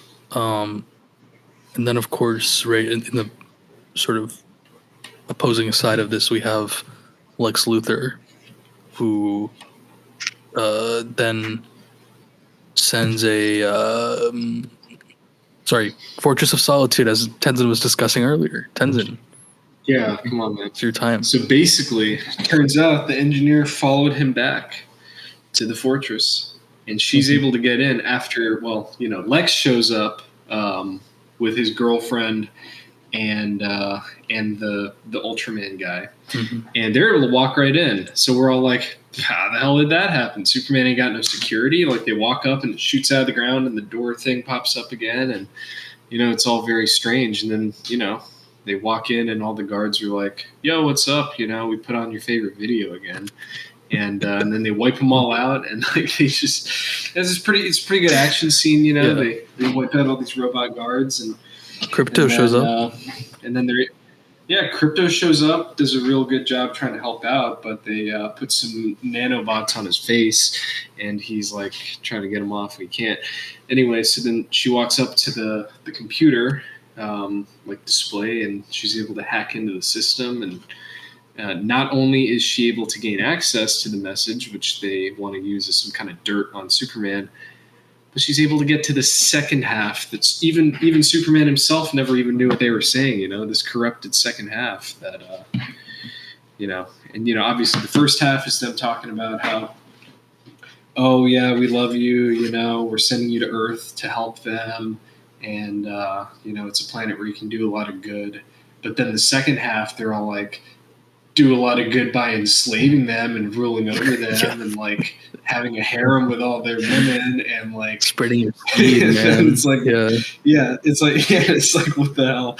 So anyway, they take this information and blast it out before we continue, right? What do you guys think of that though? Like the characterization of Superman's biological parents? Because I thought it was a pretty bold choice, and at first I didn't even know if it was serious or not, or if they had like doctored the video, but they go over it a bunch of times and they're like, no, it's like. Well, they make a point of being like every scientist agrees that this is real. Exactly. And no one You still have dumbasses on Twitter though, being like, no, guys, we don't actually know. I think there is a chance. To be fair, I think there is a chance they retcon it. Maybe in Supergirl, which is the next movie.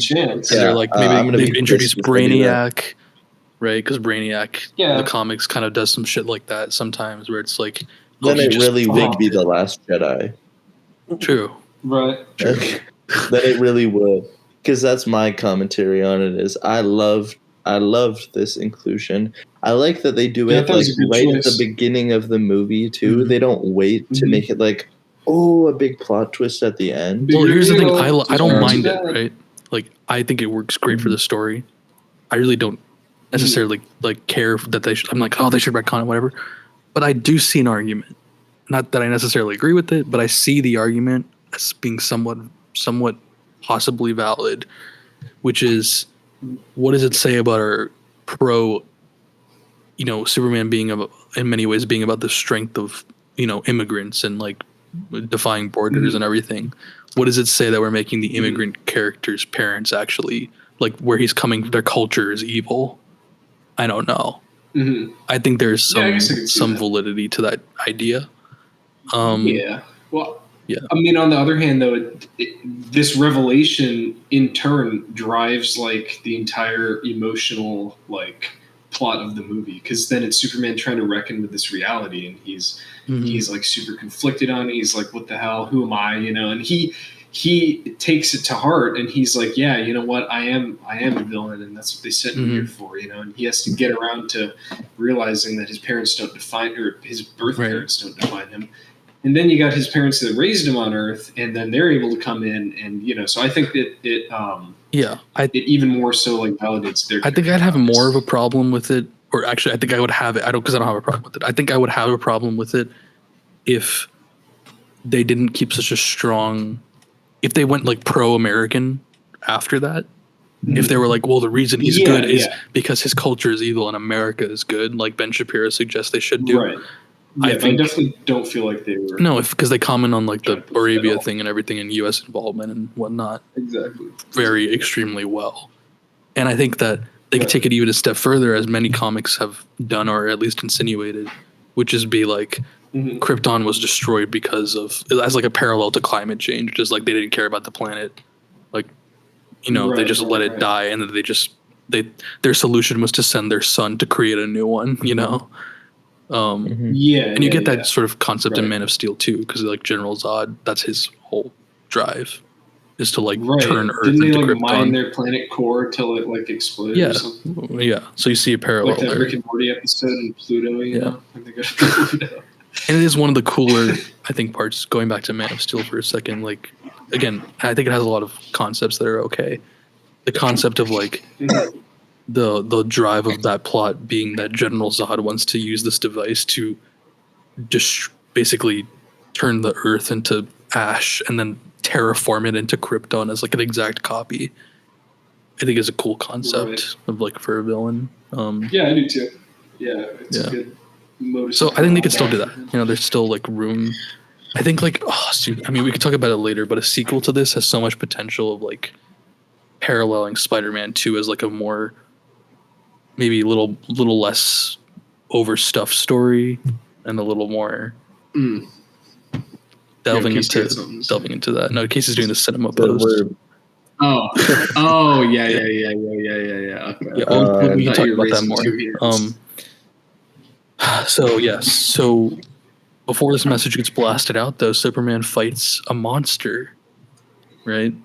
Kaiju, right. Which, as Tenzin and I noted during when we watched the movie, I think it's really funny when he just jumps out of the van. He's like 2 feet tall, and he's just fucking like burping fire. Also, Evan loved that. Yeah. Keep in mind, Evan watched the movie with us. I actually hung out with Evan earlier before this, and I was like, "Yo, you gonna be on the the podcast later?" Like, "Oh, I gotta go home and hop on Filmatic." And what'd he say? He's like, "Nah." He's like, "Nah." Well, I don't know. He said he didn't. He said he didn't have that much to say about the movie. Mm-hmm. Interesting. But no, I mean, he liked it. Yeah, surprisingly, he liked it more than I thought he would. He gave it 3.5 stars. 3.5 stars on Letterboxd from Evan. Yeah, I was like, hold up. Yeah. Wait, this is like it's like a top 5 movie. It's all timer. Yeah. Yeah. But I wish it seems like there was also meant to be, as overstuffed as the movie can be, not necessarily even in a bad way, as I'm sure some will argue. I would have liked to see some more rampage from that little guy. I want to see him tear up some shit when he's like a little fucker.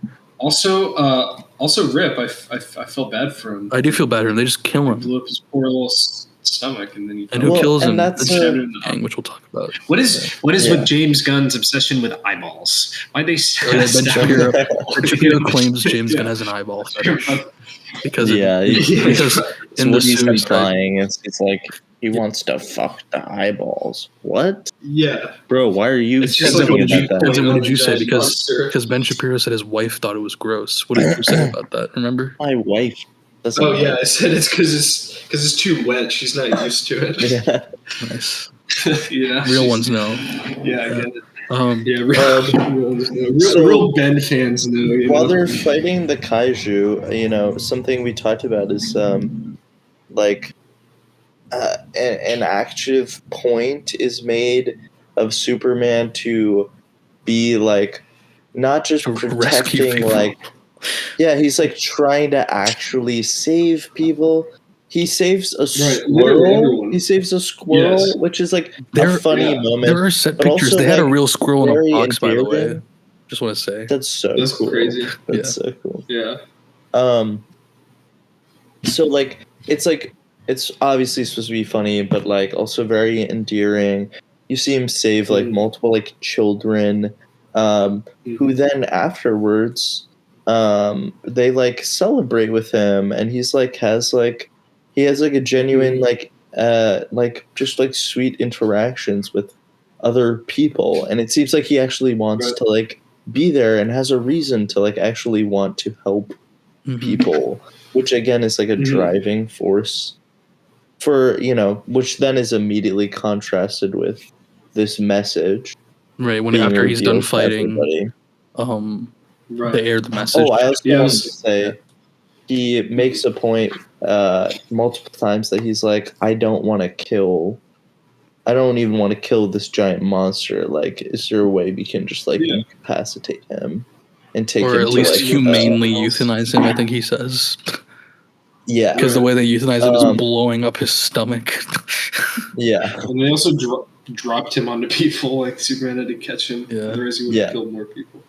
But that's why the Justice Gang is so awesome, because Guy Gardner is Guy Gardner your favorite member of the Justice Gang? Sorry, easily. I just wanted to get Jeff involved, but what were you saying, Casey? I do think. I think the whole Justice Gang is very base. She's gay, Nabil. Sorry. That's the worst news you've heard all day. Is she actually? Yeah, she's gay. Damn, dude. Yeah. Nabil, you definitely would have had a chance with your other wife. Isn't it funny when people do that, though, where it's like a celebrity gets married, they're like, Sydney Sweeney got your girl boyfriend. Yeah, it's awesome.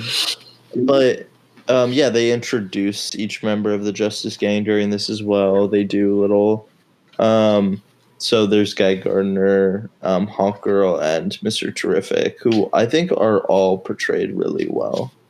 in their own way. I'd say, yeah, and like certainly, like Mr. Terrific, I think for a lot of people seems to be like a fan favorite. Coming out of the movie, which he is a scene we'll talk about in a little. But the I think he definitely did the most. Like he was like the other ones didn't really want to help at first. So for the most of the movie, he's the only one helping. Yeah, and I think that he and Lois go on like a whole mission. That's to be fair, I don't know how much either of them would have been able to. Any of the others would have been able to help. What is Sky Gardner going to do? I was going to. Well, maybe it's a way of nerfing, sort of, because Green Lantern can create anything, right, with his mind. Like you don't want to really deal with that issue of like the Green Lantern movie, right? So actually, I think it kind of makes sense to like save him till the end. Right. Plus, it fits with his character, him being like kind of selfish and like I don't give a shit. Yeah, like, for sure. Self-absorbed, bit of a jackass. Yeah. But notably, you know, fuck it. Well, just like I think we should jump around. Just to say that, you know, I think it's easy for people to think like, okay, so like, what's the change in this movie, and like, what actually like Superman goes from like wanting to save people to wanting to save people, you know. But I think what it's more about is actually like this idea of what he means to other people and the idea of him. And you can even see it in these other superheroes, which I think is really cool. You see it in Mr. Terrific. You see it through just wanting to help, specifically Lois. You see it in even though he says like, oh, I just want to piss Guy off or whatever, you can see that he like actually wants to, you know, with Guy, and we'll get to the elemental guy and Hawk Girl, specifically in terms of the conflict in Bravia. They originally are like, why the fuck did you do that? We're not getting involved with that shit. But they eventually, you know, are the people who actually make the save when Superman is unable to. And he leads by example, and leads others to... Do you think there should have been a more direct call to action from Superman in getting them to get involved? Because like they kind of just show up and he's like, I called some friends, you know, like I don't know, maybe I don't know. Maybe there would have been a way to show him convincing them to change their mentality. I don't know, it's just a thought I had. Right. Yeah, it could have been a good opportunity. Like, I just think there's a lot, I don't know. I just think that scene works very well with the child holding up the flag. You know, this idea because that you think that no one's coming. There's no indication that someone's going to come and help. And I think as to what you're saying, Nabil, I've seen some people say like, oh, it would have felt good for the audience to like have Superman come down and save that kid in that moment. But I think that's what makes it work, is that there is no there, and in real situations, I don't know. It's again, you may think I'm, you know, doing too much here, but I do think it legitimately has like implications and impact in how people perceive these kinds of things. In that there is no, you know, there's no Superman who's going to save people. There is a Green Lantern, right? There is a Green Lantern. No, but there are people who can be led to create. Yeah, I agree. And create change. To create giant green middle fingers that come out of the ground. IDF tanks. Yeah. Yeah.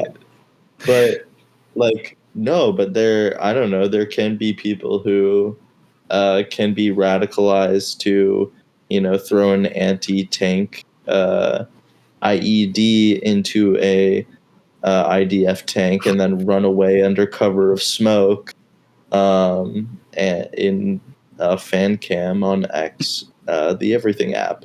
And I'd love to see more of it,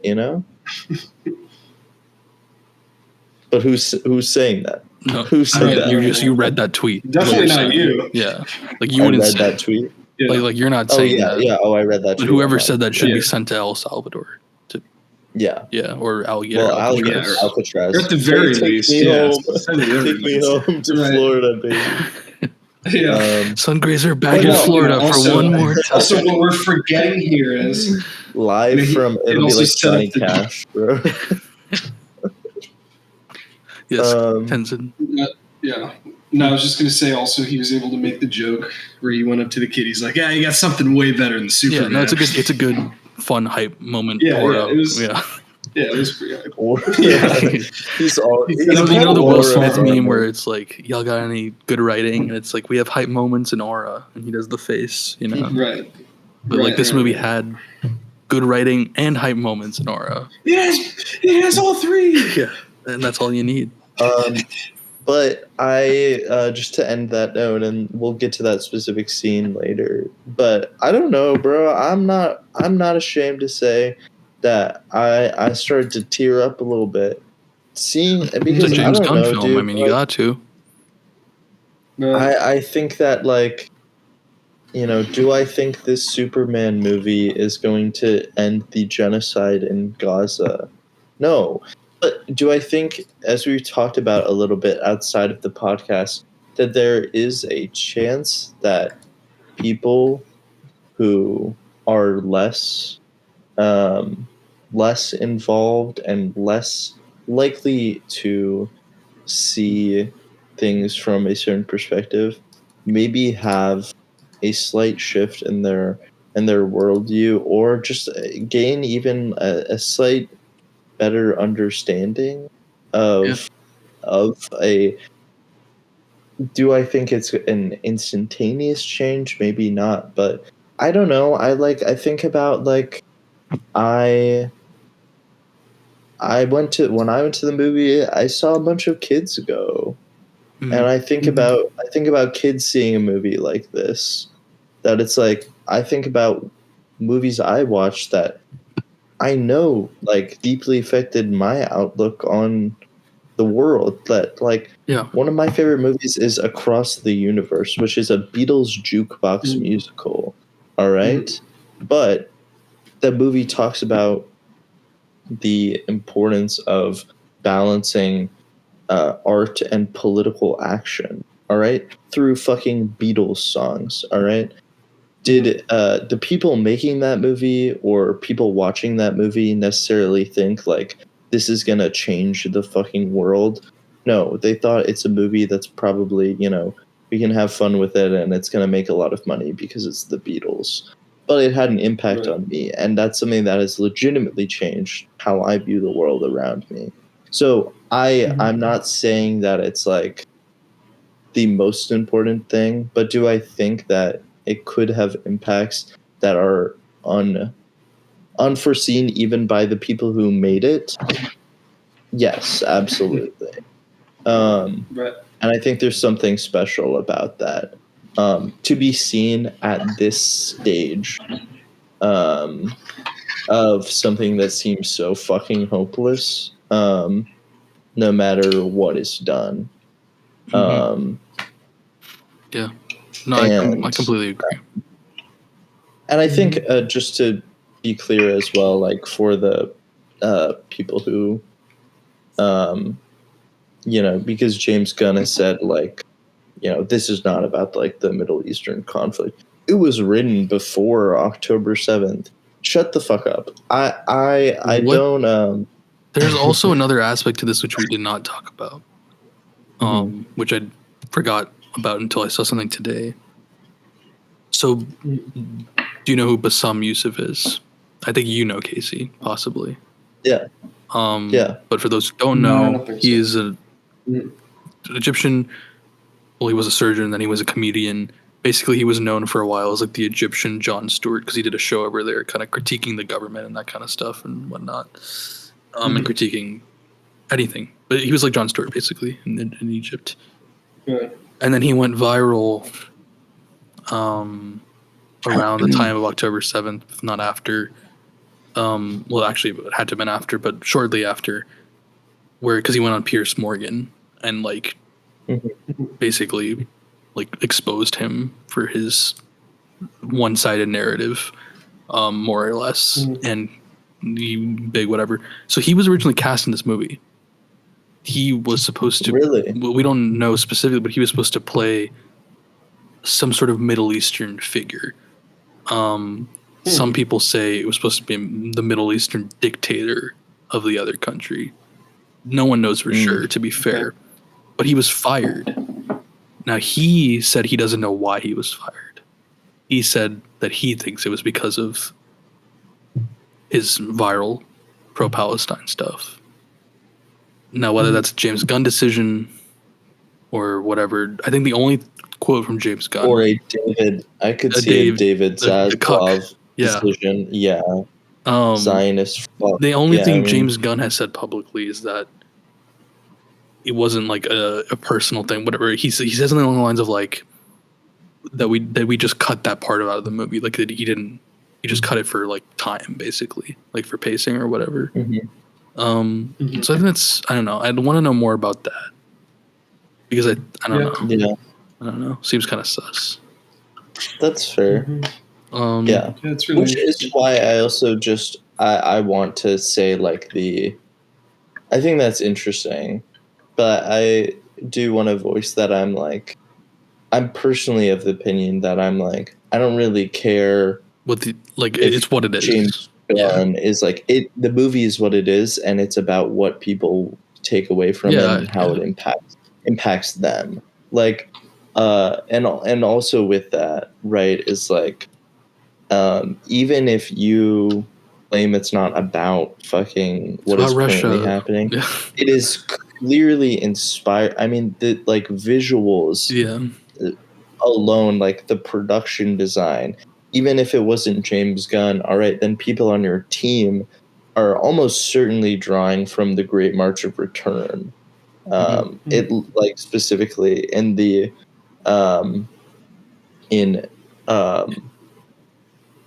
yeah, I mean, like what other military force takes aim at a child? Yeah, I mean, well, here's the thing, right? So I saw a r/Israel or something being like, and of course the Israel government can't say anything about it because then people will say, well, if the shoe fits, and I'm like, because the shoe does. And that's why it doesn't matter if James Gunn meant it, because it is what it he's is, created something is the parallel is there. You don't need to make it any more clear. You don't need to, point out very specific. It's done. Like, it's set in stone as what it is, and people are going to perceive it as what they perceive it. And that's what I think is really interesting, is one of the main things I'm seeing people talk about with the movie is like, even if it's in jest, these things do have tangible impacts of like people being like against the state of Israel is ultimately very good for the fucking world. But like, even if it's like I'm seeing people joke about like, oh dude, I loved watching Superman save children and say fuck Israel for 2 hours. Like a tweet like that gets like 300,000 likes is like, all right, that's like, I don't know. Again, it's not tangible impacts, but I really do think it is something. Like, I think cultural impact means something. It has to, right? Yeah, no, I agree. I don't know. I was a little more hesitant in in that directness of comparing it, just because I didn't think it was enough personally. But I think I've been convinced both by you and things I've read that, like, tangibly, like you're saying, it might not have an impact, but like culturally and like in the, like I said yesterday, like even if it changes, like, a few people's minds or gets them enlightened about it, that they want to look into it and then start actually doing something about it in terms of like donating or organizing or something, then that's enough, even if it's one person who did that, because it's the right idea. Yeah. So I agree. Yeah. And it's powerful. Yeah. It makes you reflect on, I don't know. Dude, I don't know. But we can move on. Yeah. We'll get there to more of that in a bit. Sure. So. Okay, so the message, the video, it's changed everyone's mind. Oh yeah. Superman has a secret harem. Yeah. Oh, that was funny. I like when Green Lantern's like, dude, you have a secret harem, like, and so, this makes Superman question his whole concept of why he's there. And more importantly, possibly, makes everyone question why he's there and kind of turn against him. And gives Lex Luthor the ability to convince the U.S. government that Superman needs to be taken in by him and imprisoned and interrogated. And also he stole crypto when he went to the fortress. So Superman turns himself in to try and figure out what's going on. He stole crypto. You get Before hold of that, blockchain wallet. Before he turns himself in, there's a scene in which, one, you get the first interaction and the first meeting, I believe. It's of Lex Luthor and Superman. Oh, like where's the dog tier? Yeah. Yeah. When he just flies straight through I thought that was awesome. You get a different side of and probably the most anger I think he shows throughout the most Henry Cavill movie. He gets. Yeah. Yeah. Right. And I think he nails it pretty well. Well, except I actually believe his anger is genuine, unlike Henry Cavill's, because Henry Cavill's a horrific actor. But he comes in, he's like, "Where's the fucking dog?" There's some good comedic moments, like when he I really like that part where Lex Luthor, he's drinking the water and then he murmurs something while he's holding the cup up to his lips. He's like, "What did you just say?" Nothing. And also just when he deadpan looks at the camera, someone's recording it for social media. Oh yeah. It just does his best Jim Halpert impression, but actually makes it funny. That's good. So John Curtis. I think that's I think that's good. And then one of my favorite scenes in the movie. It just looks really good. It's really really well written. And it gives a good idea of world building as well. They are in. I mean, it's the only time I think you see Clark's apartment, presumably. Is it supposed to, or is it? Yeah, I guess it's supposed to be his because it's he flies got a different living room setup. Yeah. Yeah. Seemingly. But because he's watching on the TV, it stitches him confronting Lex Luthor. Yes. And you get one of the. This is what I was surprised at. I've seen the movie twice, already, and both. You watched it another time. That's great. Yeah, with my uncle. Both times. Oh, nice. Did he like it? Yeah, that was pretty good. I don't know. It's fine. That's good. But both times I was surprised at the response that Peacemaker's cameo got. Because I was under the impression that although Peacemaker has done well, it's got its own show and everything, I didn't think like a general audience was that tapped into the DCU that they saw the Suicide Squad and saw Peacemaker. I'm not gonna lie. Well, Tenzin, you were one of the. Squad. I just saw John. Yeah, sorry, go ahead. Huh? No, I was just gonna say I saw John Cena and instinctively started laughing. Well, I feel like you can't tell that at first that it's John Cena. Like the way. Here's what I'm saying. People started laughing instantly the second he was shown, and I think because he's wearing the helmet, I don't think you can tell right away that it's John Cena if you don't know that it's John Cena. You absolutely can tell it's John Cena. Yeah, okay. He's got one of the most recognizable jaw lines in history. All right, so you think the laugh was more? You think the laugh was more? You think the laugh was just people laughing that John Cena was in the movie and not that it was? Dude, you say this, but there was an entire meme that the whole thing was John Cena and like people. Yeah. I don't know. I thought that was kind of old. I don't know. Him randomly appearing.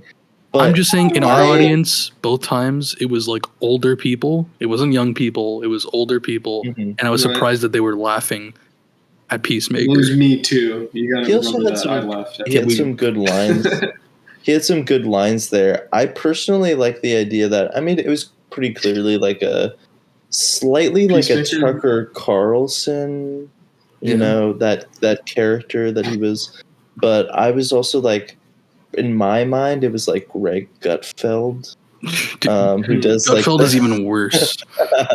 Who does like the talk show, you know? I literally didn't even know he had lines because I just laughed through him. He's got some funny lines. Peacemaker, because I didn't hear any. Peacemaker does the thing. No, I'm mostly kidding. I remember you talking. Because he has the thing where he like believes in conspiracy theories about other heroes. Yeah. So he's like, true. You know, and he's just like, most of these guys are like, what does he say? Like Superman's like not natty or something. Yeah. Something insane. Now looking back, I do remember that John Cena was in Suicide Squad, but it was like a shock to me. So like, yes, it was like immediate like face recognition equals laugh. You should watch Peacemaker. It's really good. It's really good. Yeah. Get ready for season 2 next month. Yeah. I haven't seen John Cena like acting in anything really. You know what we should do? We should rewatch the Suicide Squad. Then you should watch Peacemaker. Then you're ready for the next installment of the DCU next month. Peacemaker season 2. Hell yeah! Nice. Yeah. But this scene, it looks really great. There's this like, they call it like an interdimensional imp, is what Superman calls it. But but you're seeing this there's lots of like these like fluorescent colors and there's like just like particles. But you get the idea, I think, with world building that it's like this is just like this normal. Happens, you it's know. An ordinary thing. Which I think is cool. I think it's cool that Ben Shapiro didn't like it. Ben Shapiro was like, why isn't Superman helping? Why does James Gunn? Why isn't he helping? He explains immediately why he's not helping. I know. He didn't like it because James Gunn is like too. He's trying to inject too much comedy into and it's a big eye. Like, it's a big eye fetish. Yeah. Yeah, it's a big eye. Right. He's like, it ruins the whole moment.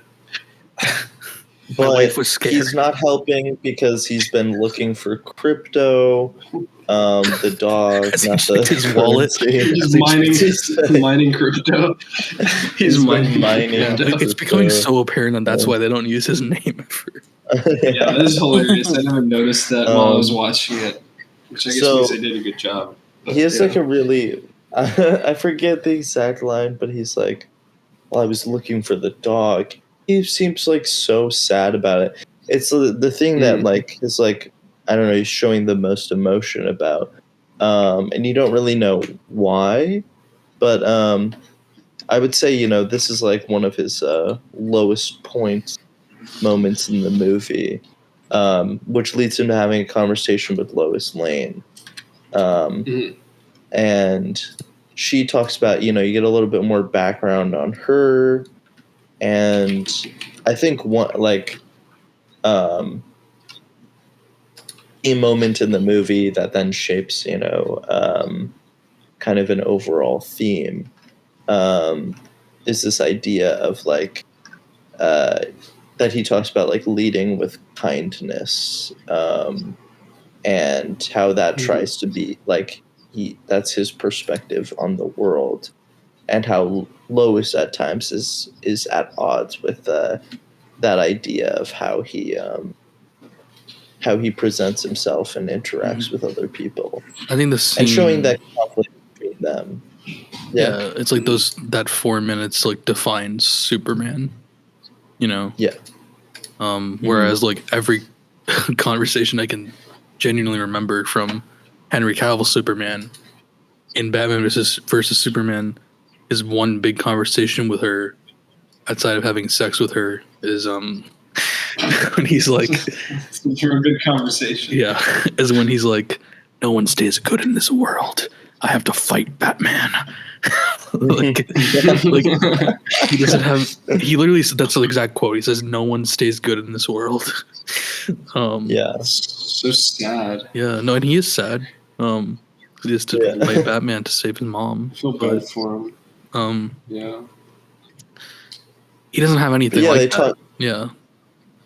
And I mean, it's very James Gunn. I mean, like the whole music aspect of it, and he held some restraint overall. By the way, his music. Yeah, I would say a little bit. You know, I mean, it worked. It worked. Less than Guardians of the Galaxy, but what they do use, I think, works really well. But they use this idea of like punk rock music, in comparison to, and he is Superman has a good line.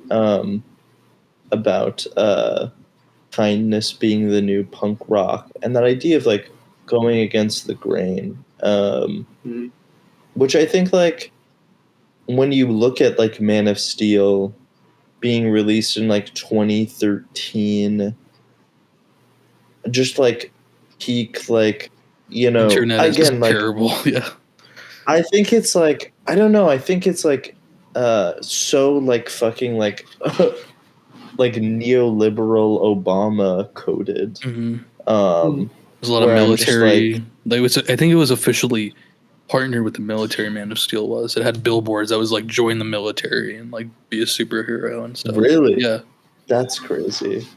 And I just think that it's like, I don't know, this movie, regardless of what you think, like again about the Palestine connection, it is blatantly anti-war. I mean, it's probably the largest openly and blatantly anti-war movie that has come out in who knows how long.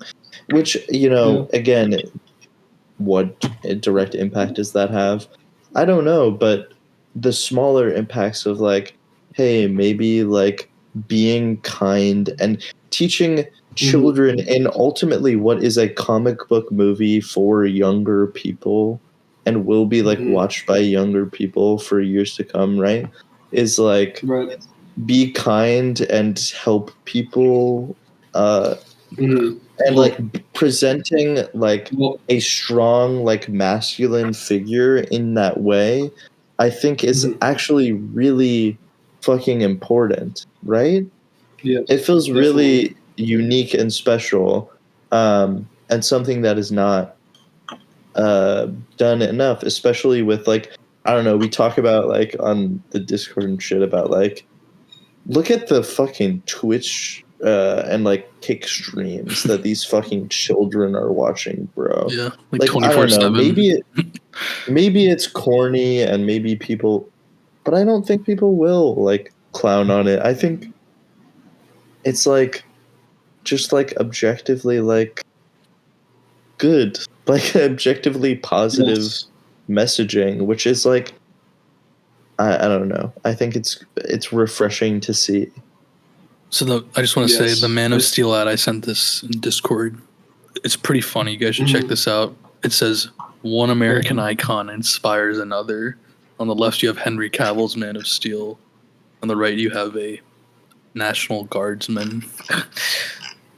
Soldier of Steel. Fucking crazy, dude. And of all the branches of the military to be referencing with that, for it to be the National Guard seems like a pretty weak poll.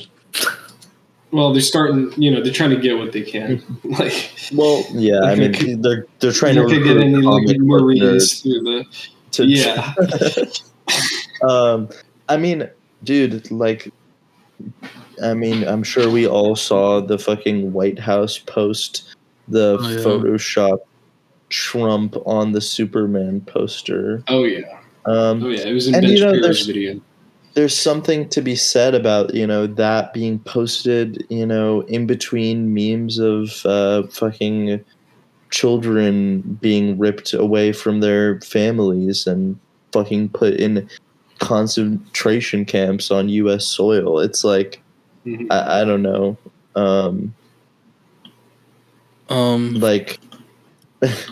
Well, I think the message is that the Democrats are going to save us. The Democrats are like Superman. Oh, okay, yeah. They're going to rescue us in 4 years. We need some 3 years or whatever. We need some Democratic Party ads sponsored by. Because if you think about it, they're the only ones fighting against all this right now.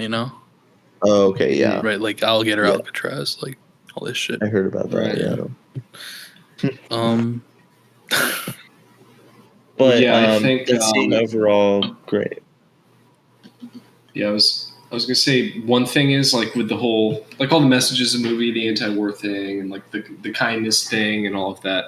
I think at the very least, even if it necessarily isn't going to cause a lot of change in and of itself, it's at least a good sign, and it's a reflection of the things that people are valuing more in society. Because art imitates life, but life also inspires the things that we see in art. And, a lot of it is just a reflection of our culture. So I think it's actually it's an optimistic thing to see that, it's good either way.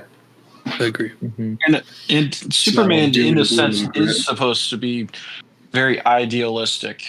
It has always been his role within the comics, just to be that beacon of truth, justice, and not the American way. What is it? No, it's. I think it's a better tomorrow, possibly. And a better tomorrow. Yeah, I mean, actively trying to make the world better, and despite all the conflicts he faces in this movie, and every single person acting as if he's stupid for just trying to look out for others.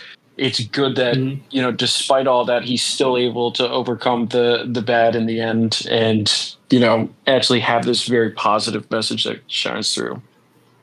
Yeah, and shows it's worth doing. Oh yeah, just to quickly see if we missed anything.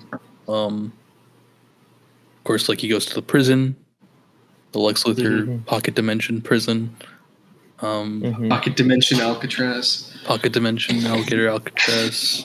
But I mean, Metamorpho is there.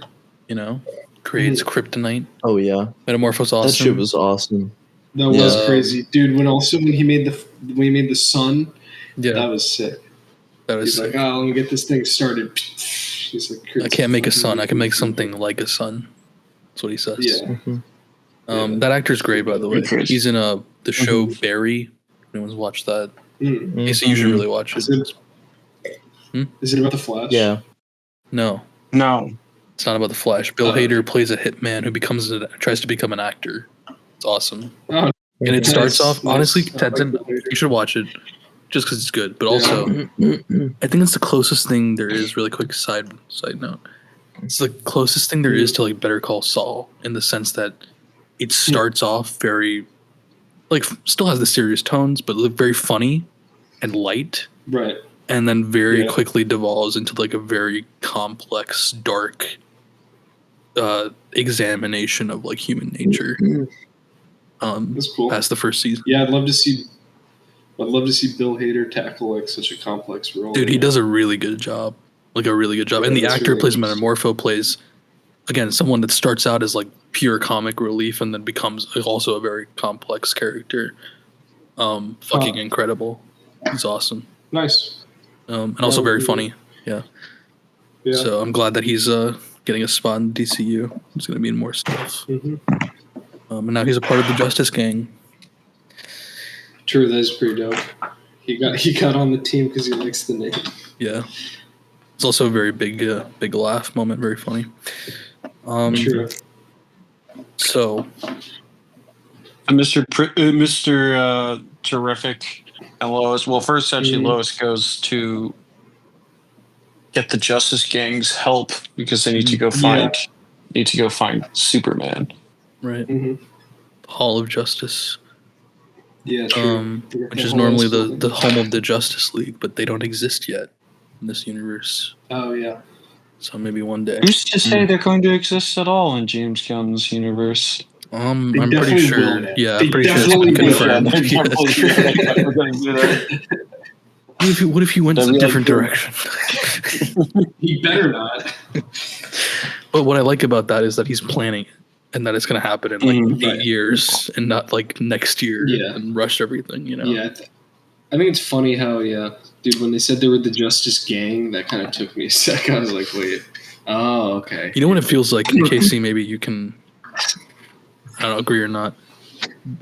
In Black Adam, there's the Justice Society, which feels like there's kind of an over, because they have Hawkman, and they have Dr. Fate, who does projections like Green Lantern, and they have Atom Smasher, which is like Ant-Man, the big. Anyway, just like the fact that there's like Centennial. Yeah. There's like a Justice Society, Justice Gang, you know, it's interesting. Did they steal from Black Adam? All these leagues of justice. Did he know? Did he know? Did he know that? Did he know? Did he now? Did he? No, did he? So,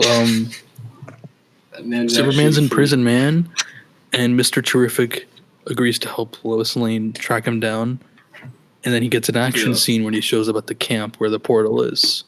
What do you guys think of that scene of Mr. Terrific? Is he cool? Is he not cool? Yeah, he was dope. No, he was awesome the whole movie.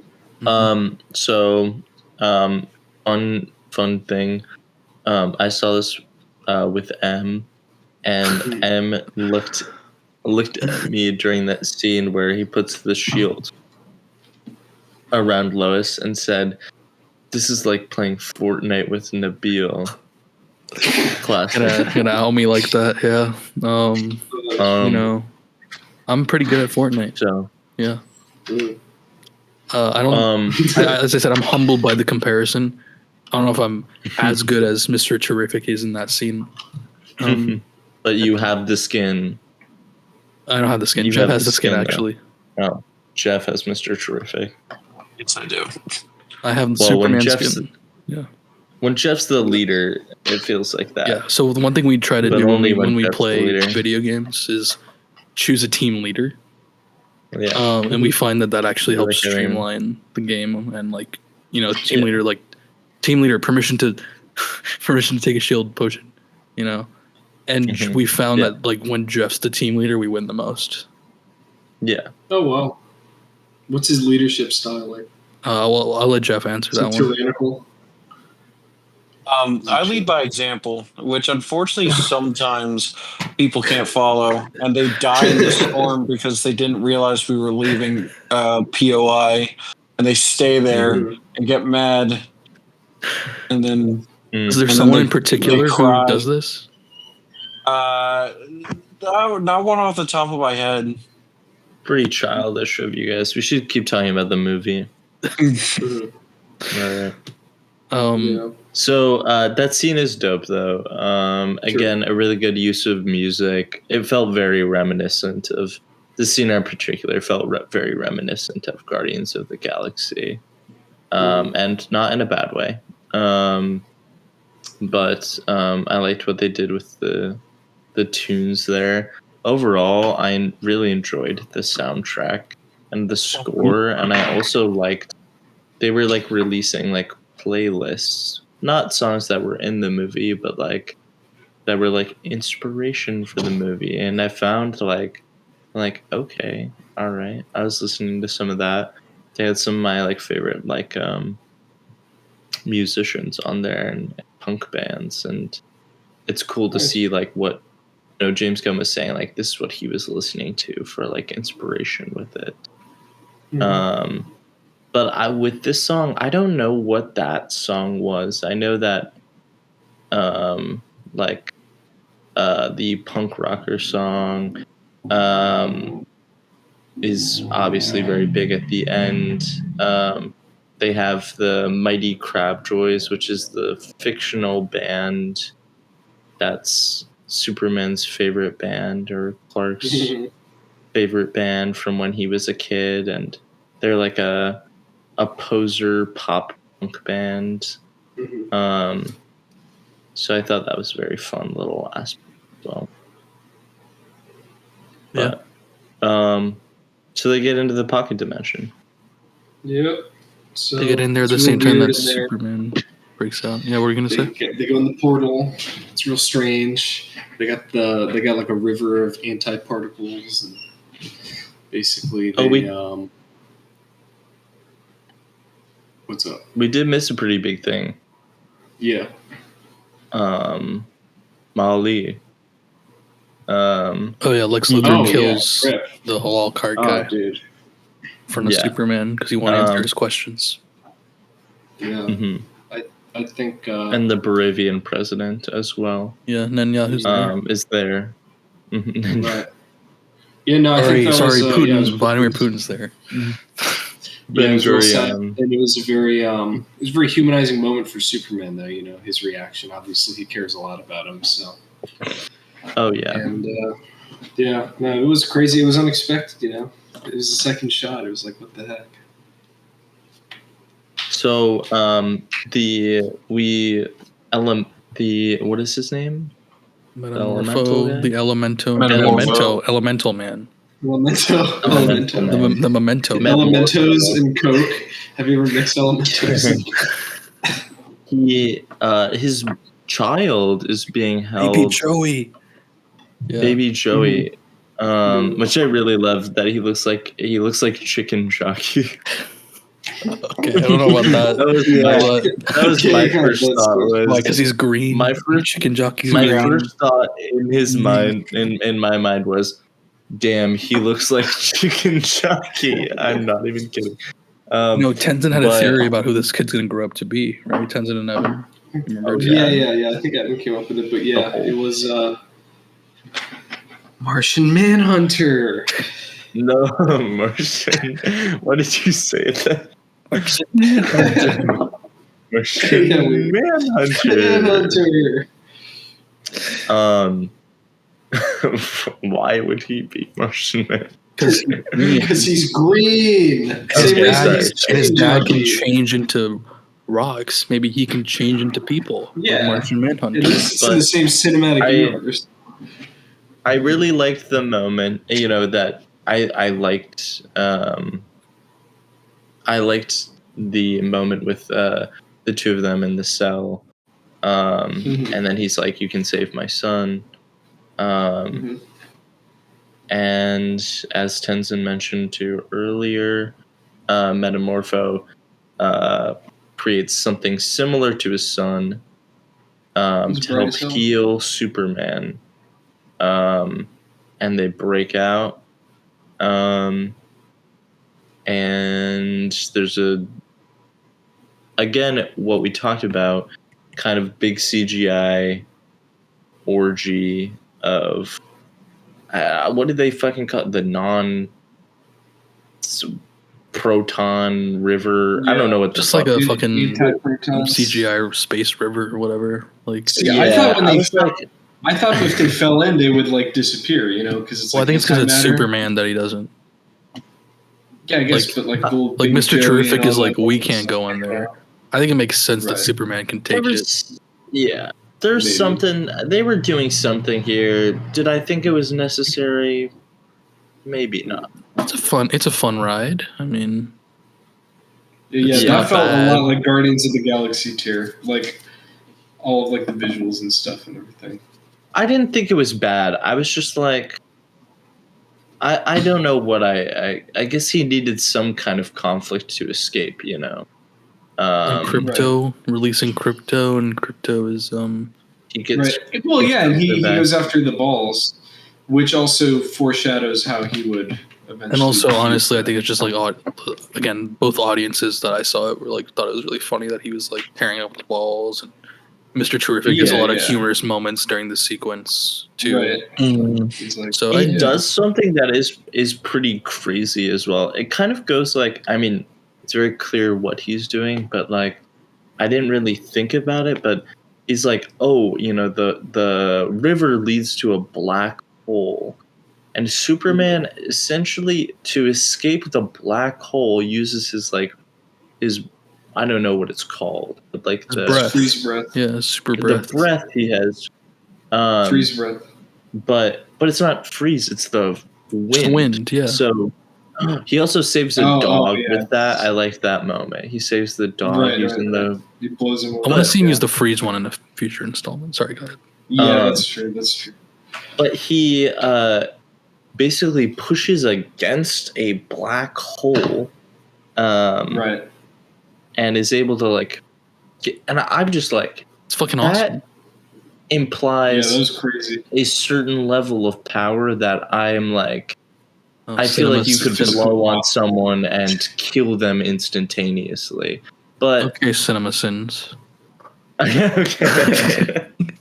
Dude, if he blew like that on Earth, bro, we would leave the solar system. Dude, if he blew like that on me, bro. Superman, wait, hold on. Oh. In Superman 2 or 3, doesn't he fly around the Earth so fast that he goes back in time? Like, who cares? Right? You know? Yeah.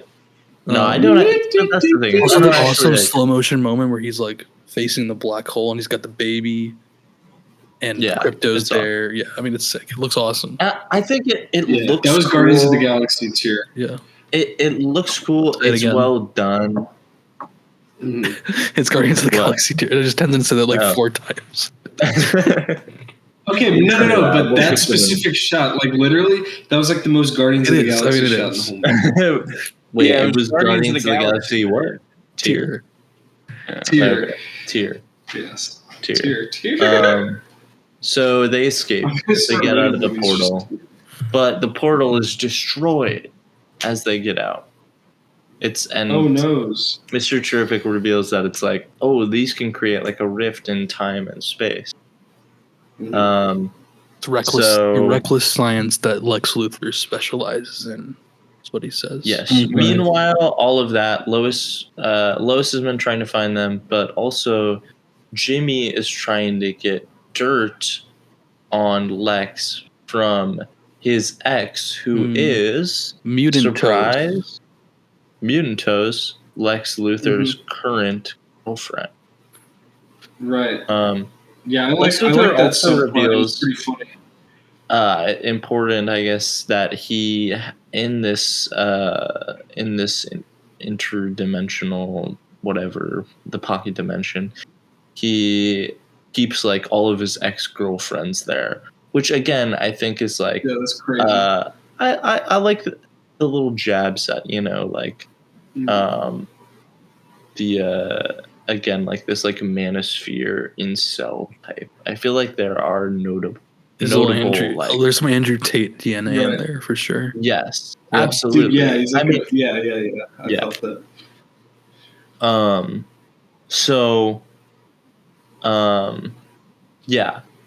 So she is like, oh, like I want to help you, but like I'm scared about, you know, what he's gonna do to me.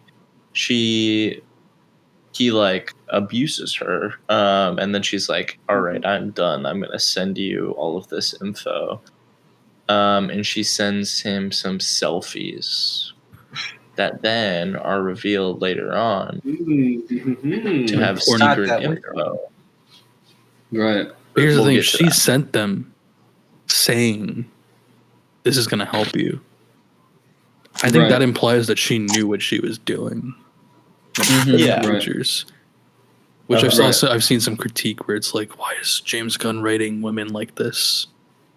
Well, she's playing her role within that well. That she's being a dumb. That, you know, he thinks that she's dumb. but then she's able to actually get all this information and scoop on him. So she's not really that dumb. Smarter than she seems, yeah. Mm-hmm. She knows Also, I do like the bit where she's talking to Jimmy Olsen, and she's just like, Lex tortured a dog the other day, and he's like, Jesus Christ. Like, yeah. Good, both of them are really funny. Like, oh, this is serious. Yeah. Yeah. You know, it's got some good moments for sure. So if I give you all this dirt on him, we could be together, right, Jimmy? And he just doesn't know what to say. He's like, yeah. He's a himbo, right? Himbo. Himbo. Mm-hmm. So Superman goes back to Kansas. Yes. Oh yeah. To heal. So he's got to go back and rest and recoup, and mentally also heal, because he's kind of disgraced at this point. Right. His parents are actually evil. Yeah. The city hates him. Right.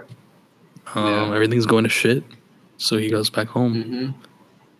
Yeah. And it is there that he's reminded by his adoptive parents that it's his actions that matter, not who his parents were, his real parents were.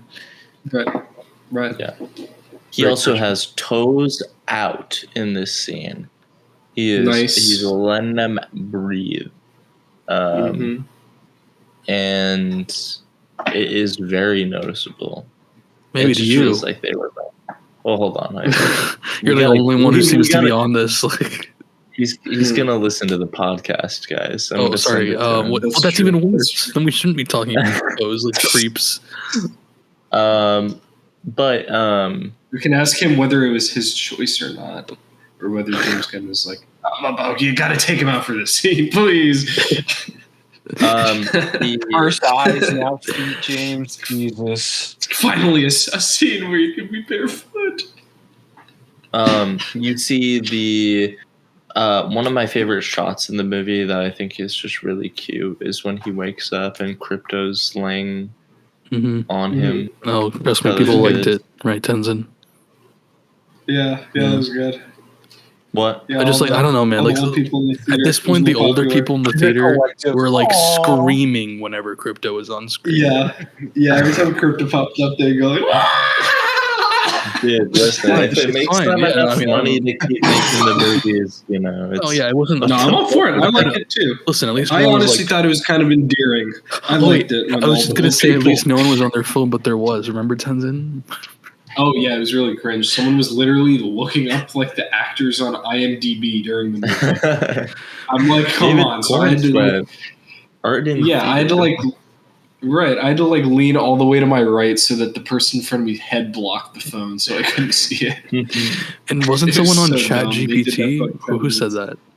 Yeah. I don't know. No way. But it was Jeff. Yeah, there was. No, that was before the movie. There was Jeff a guy was on ChatGPT. No, there's this very sad guy sitting next to me. Very sad guy? Oh, yeah. He was how to cheat on his wife or whatever? No. He reached a bourbon. He seemed very sad. And he was looking up advice from ChatGPT, asking questions on whether or not he should file for divorce before his wife, if it will help in him getting custody of his kid or whatever. ChatGPT be like, you're totally right to. You should kill your wife. You should kill her. It sounds like she is being annoying and taking your son away from you. You should fall in love with me instead, bro. Yeah. But yeah, dude. Anyway, the theater experience could have been worse, and I'm fine with it. It was funny. That was good. Yeah. There's a lot of people there, which I was glad with, because it seems like a lot of the movies I've seen recently, I was like the only person there. Yeah, movies have not been great recently in terms of like audience. What was I gonna say? With this scene, Kansas. This another one that made me cry a little bit. I thought the performance by Paul and was pretty moving. I thought it was pretty It's great. also a very it just hits at a very strong point of the movie, and I think it's nice. It brings things down a little bit. It is a dangerously important scene, I think. Let me explain. Yeah. I think the main theme of the movie about the legacy of his parents and who he's choosing to be, obviously a lot of that is implicit in his actions and his, especially the ending speech he has. But I think that this is like a very sort of big linchpin in keeping it present in the mind of the audience in a very, again, I'm fine with it, but it is a very breakneck speed movie. It is like, it's got a little bit of an unusual pacing and it's very fast. Do I wish there was like a little more about that kind of stuff? Yes. But I think that this, because it's done so well, like you said, it's really good. But it's also very important. So it's interesting to think about in that way. Yeah. It also just feels Tenzin. No, I was gonna say that scene was great. It also got me kind of emotional too. Yeah, that was like the scene that did it for me in the movie. Jeff, what I really liked about it also made me emotional was how genuine it felt. It really felt like that relationship, that bond between adopted father and son. That plus the scenes from earlier with the parents just felt like conversations we all kind of can have with our parents. It just feels very genuine to the time. No, I agree. It's like not understanding the technology earlier. It just like they just felt very realistic parents. They're from Kansas, and every other adaptation of them, they don't really come seeming that country. But here they do. They're very country. They live on a farm. Why wouldn't they be very country people? I'm glad I'm glad they weren't just like his dad's dead, because like in most Superman stuff, it's like his dad is dead. But I'm Pa Kent is dead. Right. I'm glad that they're alive, and he's like there to be like, I'm proud of the choices that you're making. I don't know, man. I mean, James Gunn, he knows how to do it. He had such a great other thing of like father and son with like Yondu and Guardians and stuff. So he knows how to do it right. So yeah, and then at this point, Baravia is getting ready to go back to Jahanpur, and Superman sees this. Yeah. Oh, just to say, I don't think we said like specifically, because they were like, all right, Superman's gone, so now is the time to do this. Yeah. That was their plan. Right. And at the same point, they've created a distraction in Metropolis, Lex Luthor has, by basically overloading the pocket universe, whatever, and creating like a gigantic tear in the earth that is going to tear apart the city. So he knows that that'll get Superman where he wants him to be. And then Superman goes there. And of course he has that awesome hype moment, aura moment, right? Where people are fleeing the city, and the lady's in her car and she's about to get crushed by a building. Then he saves her. And then I love that shot where she like drives away and looks back, and he's like in the rubble. Yeah. Dude, that was my first actual pog moment. I literally, I was literally open mouth. I was like, that was awesome. So that just happened. Yeah. Mr. That shot was so good, though. Yeah. And Mr. Terrific is there helping Superman. On his awesome chair, dude. On his awesome chair. Yeah. Just looking so sick. You gotta get here now before the whole city is gone. There's not going to be an Earth for you to come to. Yeah. Or whatever. Right. So then they go and they well, no, he's got to fight Ultraman. Right? Ultraman shows up with the engineer, and they take him to a baseball field. They start getting freaky with him and shooting nanotech up his mouth. It possibly goes up his butthole. We don't know. Yeah. True. I wish they would have gone into that. It's entering his colon, like, yeah. It's my head cannon. Well, it was only it's my ass cannon. Moved up and only covered his head.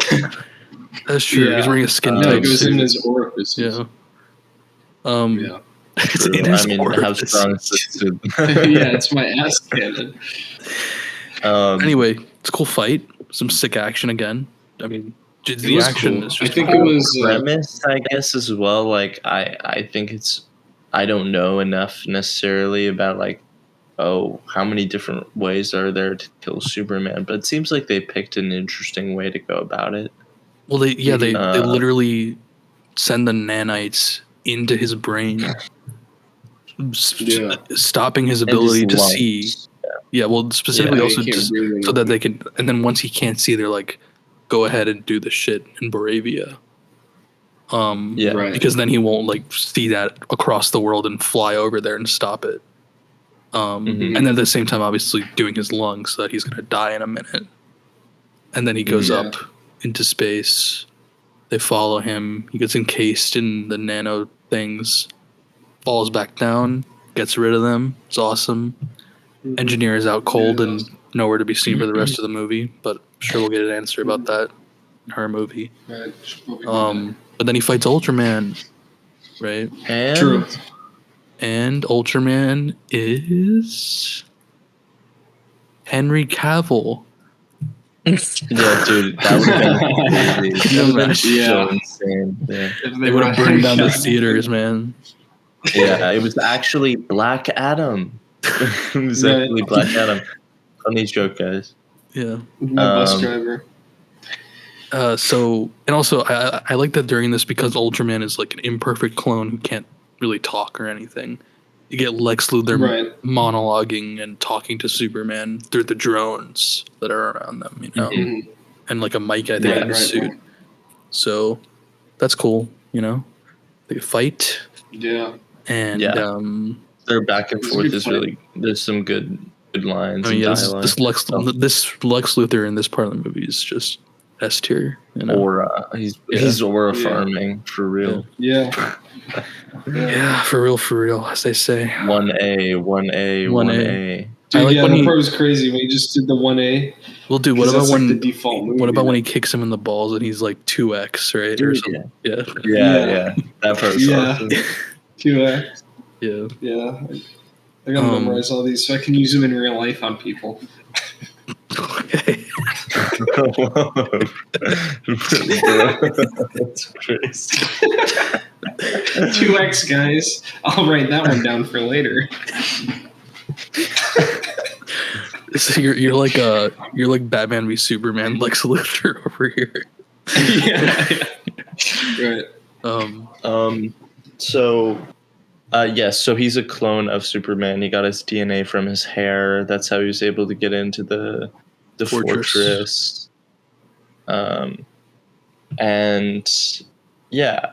He's just a big dumb punch machine is all he is, because he's unable to think for himself. And it's the whole idea of you have the brawn be equaled out, but now Lex Luthor is so much smarter than Superman and has prepared so much for this. So in his monologue, but he didn't screams out, brains is better than brawn.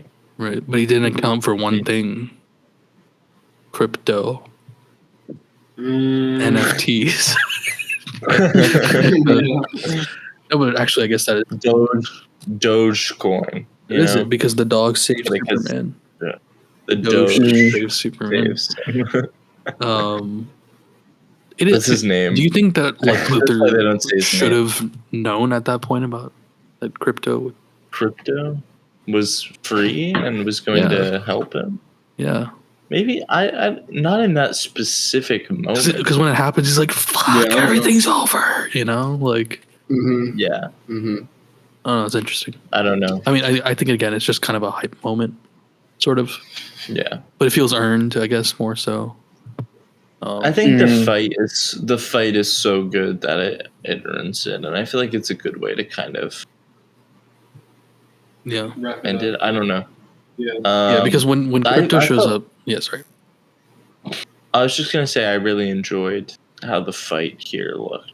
No, it looked great. I like they're fighting like in the rift in the universe. Yeah. It's I mean, just look at this fight, which is in CGI rubble, versus Civil War, which is like in an airport, and tell me which one looks better. Right. You know, like it's true. I mean, just the choreography alone is. I mean, there's obviously like different powers involved, and they're both able to like do anything, I guess. But like anything you can do, I can do better. Shit, Yeah. Type shit. Anything? Can you sing that one? Do you know that one? Anything you can do, I can do better. Anything I can do better than you. No, you can't. Yes, I can. No, you can't. No, you can't. No, you can't. No, you can't. It's good. I wish they did that in the movie. You know. Yeah, me and David. That's what Snyder. You know what? That is what Snyder fans probably think is what happened. You know, it's like, James Gunn, gay Superman. Dude, they made Superman gay. And I mean, just the shot that is for video watchers, the GIF in my background, dude. Oh my god. Yeah, that's so dope. He's got double pink eye from eating ass. Mm-hmm. Okay. That's what M said. That was M's assessment. Yeah. It wasn't because he was getting his eyes lasered out. Well, it's funny because before the movie came out, people were mad because this was in the trailer. And they were like, are you telling me the first time he uses his laser eyes, it leaves a mark? Yeah. People just don't. Dumb bitches. People are stupid. People literally can't just wait till the movie comes out. They'll do anything. It's so dumb. I'm not going to watch because his eyes are bruised. Yeah. So Crypto saves the day, and he fights some guys in the air with Crypto. Looks fucking awesome. He throws Ultraman into a black hole. Do you think he's gonna come back? Yeah, first. No way. There's no way. I mean, I guess they could just clone him again. So yeah. I guess. Well, I'm just saying, what if gets sent to the black hole into space, and then he survives on some fucking planet, and then comes back in like 3 movies and is like Bizarro. I don't know. He's Robert Downey Jr. now. He's Henry Cavill. He actually becomes Henry Cavill. Yeah. Anyway, like the actor Henry Cavill, it sends him to Earth, and he like becomes an actor. Yeah. Anyway. Yeah, but then Superman goes insane in this guy. There's some incredible fucking scenes in that. With him and Crypto fucking people up, like the scene where he punches the guy so hard that multiple teeth pop out. Hit the camera. Yeah, they literally do the like knock on the camera thing. So yeah. How do you feel about that? You're watching it's that awesome. Who cares? It's a fucking comic book movie. What? It should have. It's like when people were complaining about in the Suicide Squad how they have the titles, like the comic book issue titles made out of things in the movie. Yeah. It's like, we want more of that, you know. We want shit like this. Yeah, definitely. Yeah. But yeah, so then the spinning like a top 2 in the air, where he's shooting the lasers out of his eyes, and he kills like 20. Hold on, he doesn't kill them, Yeah. Jeff. He just lasers them because their suits can survive that, and then they get arrested later. I thought they were robots. No, those are people. Oh, yeah, I saw him moving around on the ground after he lasered them because at first I was like, robots with. We also see them get arrested in the background at the end. True, yeah. Oh, okay. They're robots with AC. So he doesn't kill them, but he then goes to Lex Luthor. Oh yeah. It's kind of awesome because he's like, we gotta get out of here, and then he sees him coming in the window, and he fucking flies through. This might be the best sequence in the movie for me. I love this next one. Yeah. Like, just like their little face off, the speech, Lex Luthor going insane, calling him a piece of shit. Piece of shit alien. Yeah, come on. It feels like I mean, it's like you get like that payoff. I'm almost like, I don't know. That is kind of, I do wonder at like what point is it too heavy-handed? But I mean, like, we've talked a lot about like the Israel-Palestine stuff, but I mean, like, the main thing people are latching on to is what James Gunn and has openly talked about is like the idea of this being like the story of an immigrant, right? And I think it's, I mean, especially poignant right now with everything happening with ICE. But I don't know. I'm like, I think it does enough to make it clear that he is like a bad, hateful person. But I'm almost like, that line I do think is like, I'm glad they at least like included that, because it makes it feel a little bit more like directly vitriolic for like, there's another line too, I think, when he like first gets him in the pocket dimension, where he calls him like a Martian, like, yeah, and it feels like he's saying it like as a slur, and I'm not even trying to say that in like a funny way. And like, I'm not trying to say slur in a funny way this time. But like, I'm saying like, it feels intentional in like what they're trying to do with it, like in the context of the script, and I feel like it is impactful in that way. And I mean, it actually holds relevance in one part of the script where he hasn't read his rights when he's first arrested, because the government found that because he's an alien, he's not really a U.S. citizen, and is being denied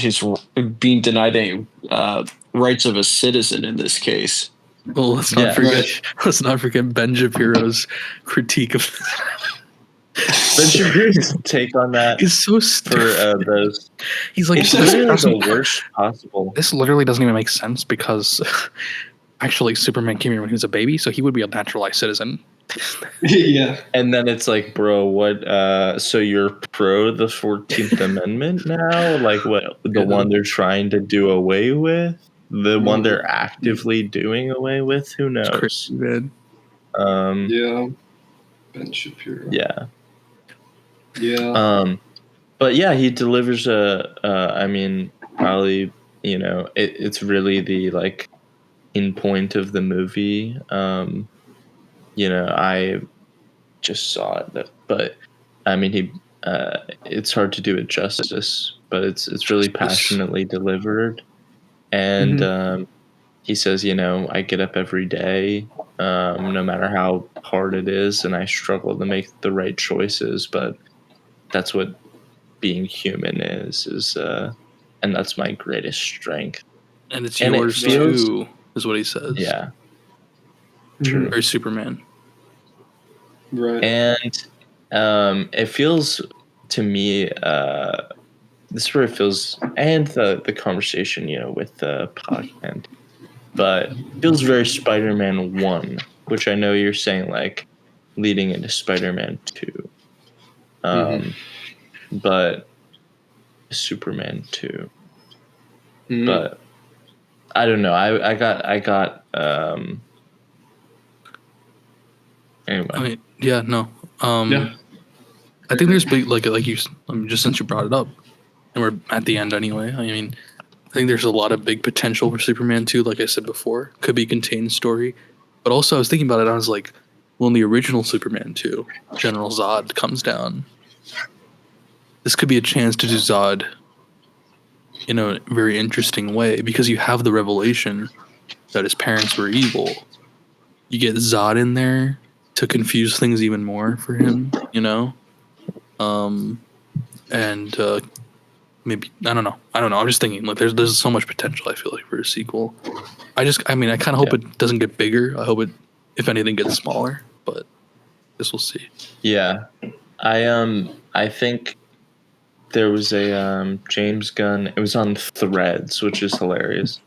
But somebody said, when does Superman 2 come out? And he commented, this was today, I think. It said, define Superman 2. Which leads me to think bigger. It's not going to be a solo movie. Yeah. A crossover with something. Very likely, unfortunately. I think there's super Girl is coming out. There's a movie, right? Coming out. Nah, 1 year from now. It already wrapped, actually.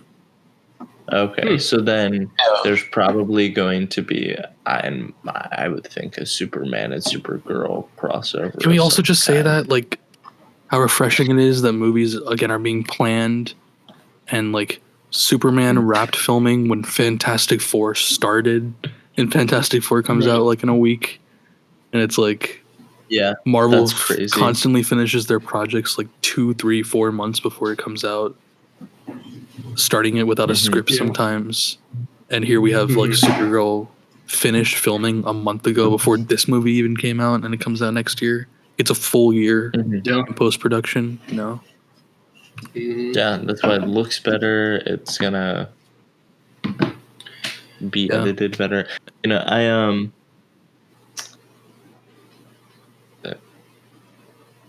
forgot what I was gonna say. It's okay. I was gonna say real quick, like the sort of decline in Marvel movies kind of gives space for DC to flourish more, because you know when they were attempting all of this sort of same kind of thing Marvel was doing with the original Justice League and all that, you know they were like at their peak basically. Yeah. So I feel like now it's like an inverse scenario. Yeah, exactly. That's actually very true. Yeah, I mean, yeah, this movie clearly it's made a lot of people invested in this. And again, I really hope, because like again, it's like not even do you have, like it's like 1 year till Supergirl. We're willing to wait for that quality, but you also have Peacemaker coming out. Also in production is the Clayface movie, which is technically DCU. The Batman Part 2 finally has a script completed. I am really confused about the Clayface movie. I trust them. I'm just very confused. It's going to be more like a horror. It's going to be a horror movie. It's directed by a guy who does horror movies. That's cool. He also did the script, I like. Which James Gunn. The fact that James Gunn has to approve on all of this makes me feel a lot better about anything they greenlight, because I don't think that he would greenlight something that would negatively impact the studio.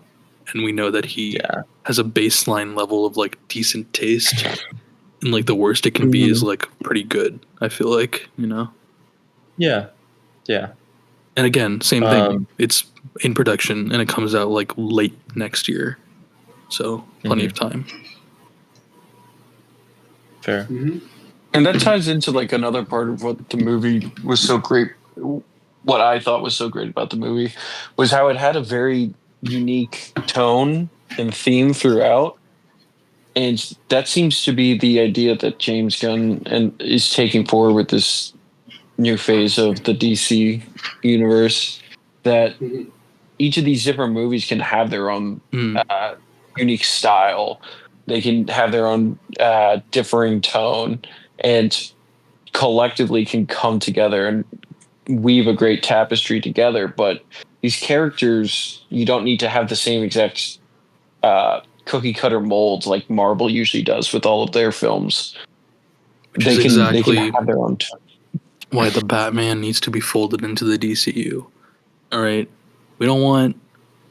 Right now they're proposing, first of all, that the Flash director is doing the Batman movie, by the way. And that it's based off a comic where Batman's much older and Robin's like a little kid. I want to see that shit. I don't want to see that shit. I want to see Robert Pattinson fucking interact. I want to see one of the best castings of Batman interact with one of the best castings of Superman. And like in the comics, like how Jeff said, each movie has its own distinct world. And that's also the thing that DC Comics has always had going for it.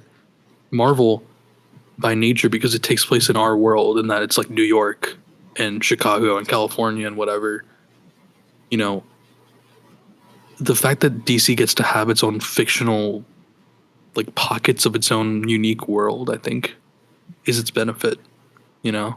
Yeah. So I think it is going to happen. Personally, I think there's a lot of push for it. I think it would be easier now that it's Batman Part 2 is coming out like 3 years after it was supposed to.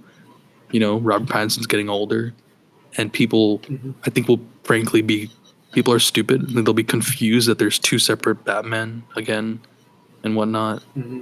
I think it just makes the most sense. I think if anything, probably the only one holding up, from what I understand, is like Matt Reeves, which is fair. I'm sure he has a specific vision, but I hope that he can be swayed into at least like, hey, you can do your vision, but like things can also simultaneously be going on in between. I don't know. Yeah, I would like to see it personally. I have faith. I do think it's funny. You remember that music that came out? Yeah, I was listening the you're whole coping movie so for hard. it. Yeah. And it was literally just used for that one scene where the Netanyahu stand-in like walks back to the room through the pocket dimension. I mean, I also thought it was obvious because it was like track 5 out of 20, and I was like, I don't think they're gonna put in the Batman. The fucking. I know. I was coping. I didn't want to, Yeah, it was track 7, and that was my first thought too. I was like, what, 30 minutes in, they're gonna drop Pattinson on the fucking. But let's finish the movie. I mean, we only really have what we already talked about, the Justice Gang showing up to save the people on the other side of the world. Yeah. And then Yahoo gets dropped off a fucking 5-story height. That's very important. Yeah, he gets fucking killed. Hawkgirl has the line, I'm not like Superman. She gets the Black Adam line. Yeah. Yeah. Which is, I'm not like Superman. Yeah. So yeah, they fucking Yahoo. And then what's the end of the movie? They go back. Lois Lane and Clark make out.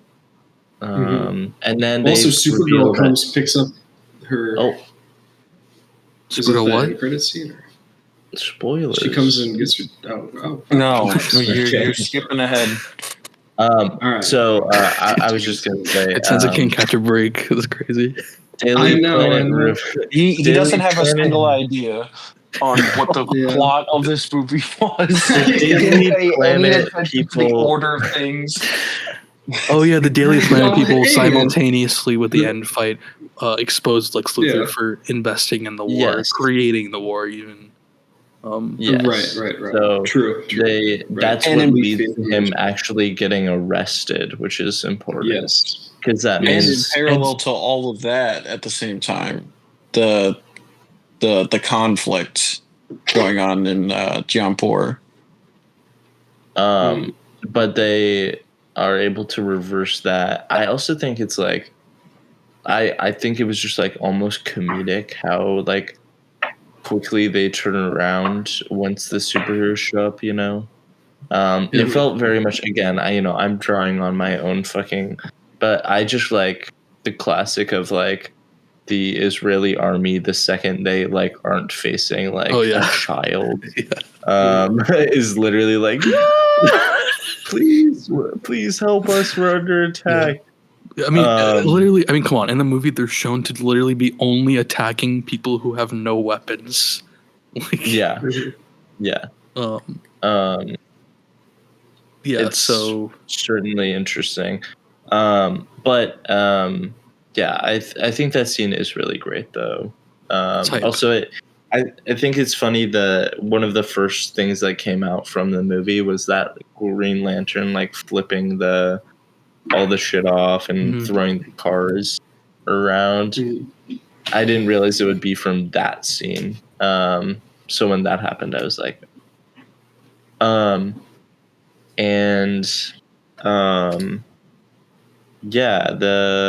Daily Planet people also all know, like they joke about it, that they're like, how long have Superman and Lois Lane been fucking? And they're like 3 months, which I thought that was funny too. Also, Lex Luthor gets sent to Belle Reve, where the prisoners from Suicide Squad come. So maybe we'll see him interact with more villains there in the future, I'm sure. Nice. Mhm. Maybe that even. Dude, what if that ties into Peacemaker season 2? Dude, Whoa. if Lex Luthor's in a scene next month, Yeah. cinema. God, Could be James crazy. Gunn.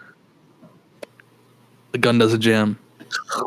The gun don't jam. The gun is cocked. All right, cocked and loaded. All right. Yeah. Lastly, there's one post-credit scene. Well, no, we Which didn't is- get to the final bit at the very end. Yeah, where go. he's Tenzin, back- you give Oh it. yeah, sorry. Yeah, Tenzin's got yeah, Huh? Oh yeah. Can I say it now? Yeah. Oh yeah. What happens at the Basically, Fortress of go back Solitude? to Tenzin, you could say Tenzin jumped the gun. Oh. Hashtag Back it up, jumped the boys. gun. Yeah. Right. No, yeah. So then We Supergirl need the comes soundboard. to pick up her dog, and turns out that Crypto's actually her dog, which is referenced earlier when he says that it's a foster situation.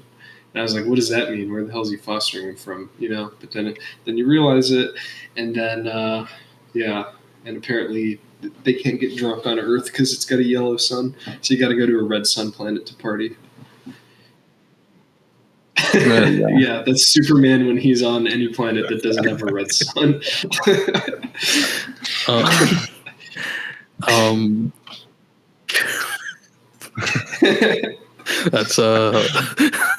That's Lex Luthor talking about Lex Superman. Anyway, that's Lex Luthor when he's in prison in that wherever he is. Yeah, and they're asking Now him he's about. supposed Yeah. Yeah. He smoked crack out of a pen. Mm-hmm. So Superman is getting healed up, and the robots, Gary the robot, number 4 gets renamed to Gary. True. And said you can put on the message from your parents, it'll soothe you. Mm-hmm. And then you get right, which is the line they say earlier. Right from the beginning of the movie. His birth But parents, yes. now since his parents are race supremacists, instead they put on Fuck 'em. the footage of his Earth family. While that great Right. song plays. And True. Who filmed all that? Who filmed all of that? Probably it looks like home video. Yeah. Pretty sure it was home video. This made That's a good point. This made me cry. The little smile he's giving, like, he really gives such a great performance. It feels really so like warm. I don't know. And I think it's really summed up in that like final image. For sure. Like what it's all about, right? This idea of like, I don't know, there's something special about like that warmth and heart behind the story and like why he's doing it. And it all goes back to like his connection as a child. I think that's very, very special. 100%. And ties back into the punk rock, the song, of course. Such a good song. Yeah, Iggy Pop. I didn't know much about it, but I played it the other night. Octavio hasn't seen the movie, and he said that guy's voice sounds weird. What the fuck? Iggy Pop, dude, he's like 80 or something. Good old Octavio. I wish he was here. I wish he had seen the movie, but he said he doesn't want to see it. We could add him for He the said end. he hates. He said it's too woke. Yeah, He didn't say that. He didn't say that. He said he doesn't want to pay money to see it in theaters. he doesn't want to support woke. So Go woke, go broke. True. Any other notes on Superman or the DCU or anything? Anyone want to mention anything about the movie? The future? I feel like we get hit to the everything cutscene. pretty well. Oh yeah, Yeah. and credits. True. So the mid-credit scene, we get Superman and Crypto on the moon. That's about it. Pretty cool. Yeah. And the Crypto to the moon, Dogecoin to the Yo, reference? there's something there. Reference? There's something Was there. that a reference? I understood think that it reference. was. I did too. And then the Fortune favors the post-credits scene. bold. Yeah. Oh, what? Yeah, you go ahead There's a because we post-credits didn't scene? watch the post-credit scene. I looked it up. That's Oh, really? Yeah. God damn it. It was Evan a was kind of long wait impatient. for. It was not Just a really. joke. It's not really Just a- worth. yeah. I was honestly just. Yeah. There was a small little bit of me being like, Batman. they're gonna do Yeah. it. They're gonna. Yeah. Superman will return in Mhm. the Batman Part 2. God, Yeah. dude. Right. Crazy. What if it just says Dude, that at the also end? That's the define. post-credits. What if He define faces the camera Superman- directly and says that. Yeah. Hey guys, I'm gonna be in the Batman Part 2. No, he says it. Talks about himself in the third person. The Superman will return in the Batman Part 2. Yes. Listen, Right. what if that's what James Gunn means when he says define Superman 2? Okay. I define I'm not Superman 2 against- as the Batman Part 2. I think that's kind of fucked. Mhm. That's my one reservation. I think the Batman can show up in a Superman movie. I think the Batman can show up in obviously an ensemble movie. I would love that. I don't know if Superman should appear in the Batman because this Superman entering Gotham would feel very, very weird in a solo movie. Yeah, that's fair. What if he suddenly becomes all dark and gritty as soon as he Yeah, what if he walks in? becomes Henry He's all like- Cavill when he goes there? Yeah. dude. It What- shows like a I'm- face transformation. I'm just Also, like, I it's- wonder if they How can introduced Superman the even survive pocket in dimension. How can They- Superman yeah. survive in Gotham? Jeff's Gotham? talking. Yeah, dude, it's always rainy. Yeah. You never see the sun the whole movie. True, that's why you can't be there. True. That's Mhm. true. Fuck. Yo, he's gonna hit the gritty. Yeah, You but do Bruce see Wayne's this- but Bruce Wayne's a genius. Yeah. What if he creates something like the sun?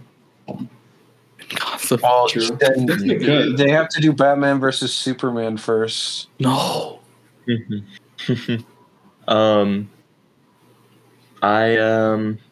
I guess ratings. I really liked this movie. If that wasn't clear. I said that it's my favorite non-Batman superhero movie, and I would say probably non-Guardians of the Galaxy Non-Spider-Man? as well. Since Beat Spider-Man 2? since Spider. No. I'm saying since Oh, Spider-Man since 2. Spider-Man. Okay. Like, Well- I think, like, I would put this close to I mean, I put it like right around there with Suicide Squad. I would put it definitely above literally any MCU movie other than Guardians of the Galaxy 1. And maybe like, I don't think if I rewatched any of that they would hold up to this level at all. Like, even ones that I enjoyed, like, Well, that's what I was saying. Is like it was a given for me. This is going to be better than anything else. Any MCU movie. But what about Um, Endgame? Obviously, think fucking. This is like to bring it back, Citizen Kane compared to Endgame. Right. But I think I as of right now, there's things I like a little more about the Suicide Squad. But I think this is probably a better overall. I don't know. It's hard. They're just two also very different takes, and I think that's what, and stories. I mean, and that's what I think is so good about this DCU is it's kind of hard to compare them because they're very. It's like comparing two comic books. It's like I like a lot of right. things about this better. I like things about that better, but not in spite of each other. You know what I mean? yeah. I think that's variety in your superhero movies. Yeah. Exactly. Yeah. So that's why it's kind of hard for me to rank it. Other than I know it's better than fucking like any MCU garbage or anything that's come in the past from DC, besides the Suicide Squad. I think on like rewatch, this could be like a top 5 superhero movie for me. And I'll voice that as that's just like I'm shocked myself because like I expected to enjoy the movie, but I'm not like a huge Superman fan. But this makes me want to be more. and yeah, I think really enjoy it. I enjoy the world. I enjoy the characters. I didn't know much about these other characters as well. So it makes you want to be immersed in that world more. Yeah, I think it's a really good first step, and I think there's a lot in this movie that needed to happen. There's it needed to have a wide audience appeal, and I think that's why Crypto worked. I think James Gunn has basically said that. It needed to introduce all these characters and needed to show Superman's growth or start of growth. And I think especially if you read All-Star Superman, for example, if you read Superman comics, it can only get better, in terms of Superman maturing even more, and I'm really excited to see that. I think that maybe that's why I'm not as incredibly blown away. On the character level for Superman. Not that it's bad, but I just I'm excited to see it grow into something even better, closer to the comics. Not that this wasn't close, but again, it's just the point of where the journey is. I mean, and I think that's why I think the Suicide Squad is a little more standalone, and I think for me has a little more hit me a little harder when I first saw it. Because it's a little more standalone and more of a singular story. But yeah, no, I mean, this is right up there, probably tied with it for me again. So yeah, 4.5 stars. If I didn't say that, if I can give decimals, I'd say 4.35. You know what I mean? I don't know. I don't want to say. I think 4 is too low. I think 4.5. I need to see for a rewatch again at home. Right. Because again, I think there's a lot of moments that I've said this yesterday, but it starts to lean into. I mean, No Way Home is really bad at this with leaving rooms for laughs and stuff, and I want to see how the comedy in this, some of the beats hold up at home. Right. Not that I think they'd be bad, but I just want to see if they still work in a singular viewing. So yeah, pending rewatch. Could go up to a 4.5, but for now I'll say in between 4 and 4.5. Yeah, I thoroughly enjoyed it. I thought it was a really fun movie and a super entertaining one, and it had a lot of heart. It just felt like a really nice way to spend a couple hours. So I will give it a talk about a couple hours. Huh? That runtime. Runtime, the fact that it was so fucking short, it felt perfect to me. Right. Yeah. No, seriously. Did not drag at all. Again, I think it was a little on the faster side. I would have liked to see an expansion of some things, but I think again, the intention of what this needed to be, it had to kind of be that. So I'm fine with it, and I don't think it was bad for that. I just. Again, I want to be more in the world. I want to explore more things, Yeah. Right. And I think also, again, it's really good that it didn't try to be an origin story or even stuff with the Justice Gang and his involvement with them or Lois and his relationship. We're just dropped in the middle of it and we don't have to see any of that develop. The thick of it. And yeah, exactly. And there's I'm in the thick of it. Right. So yeah. I will give it a Black Adam theme song. What's your rating? I'll give it a 4 out of 5. So 8 out 4 out of 5. Okay, Jeff, your turn. Yeah, I gotta say, going into this movie, and I think I mentioned this multiple times to Nabil and the others in this call.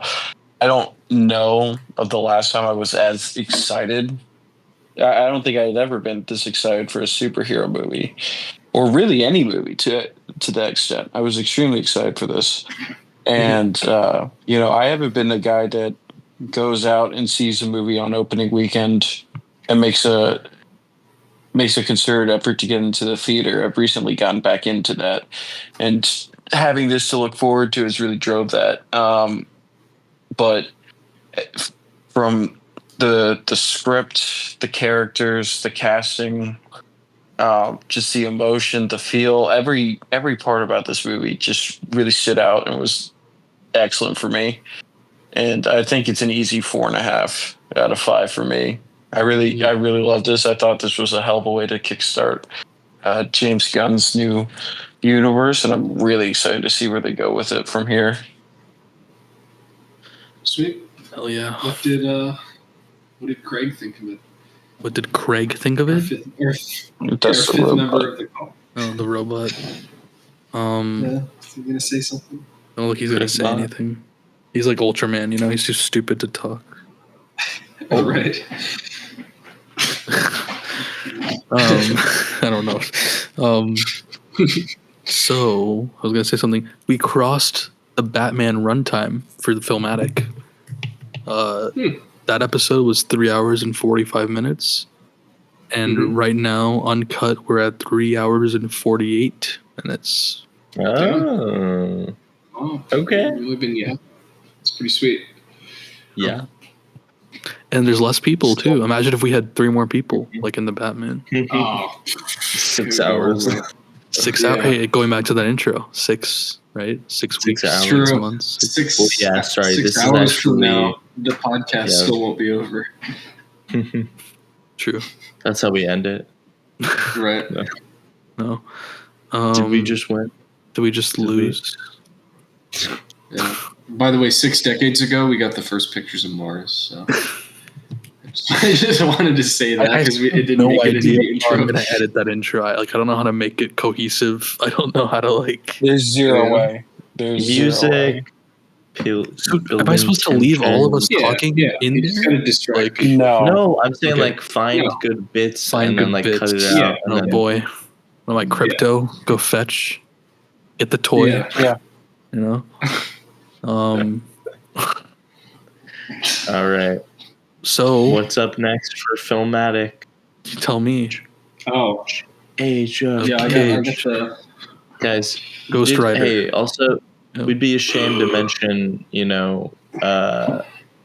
Nicolas Cage once played Superman in a little known movie called. Can you imagine if they did The it? Flash.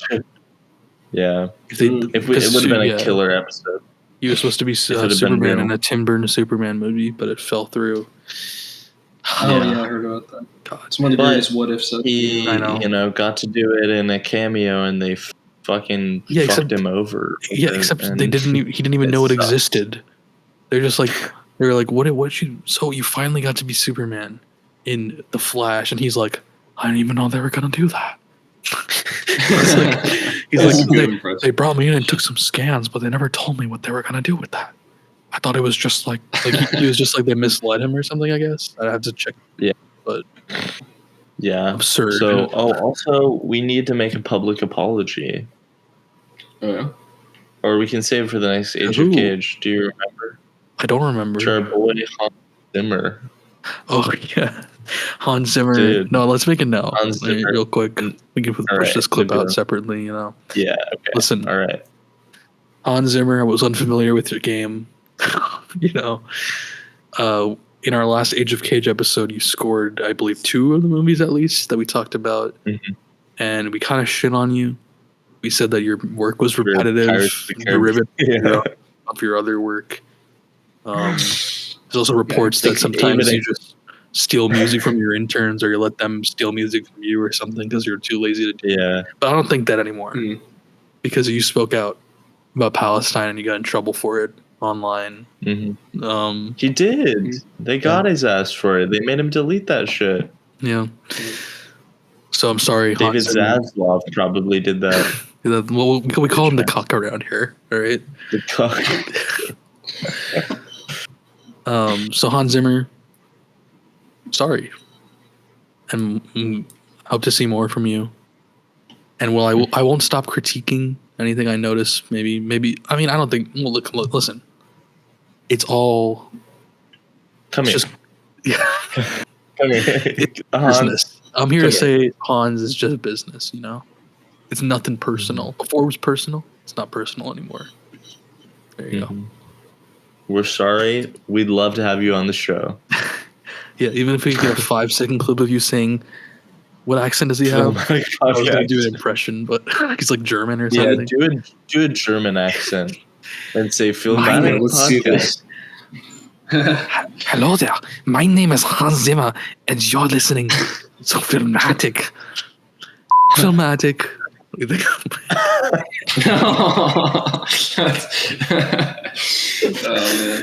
Man. Jeff, why wouldn't you want your name attached? I wonder.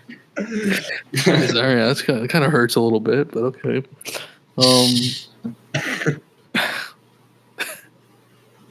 I thought it was What good. cranked out of that? So, Hans Zimmer, we're sorry.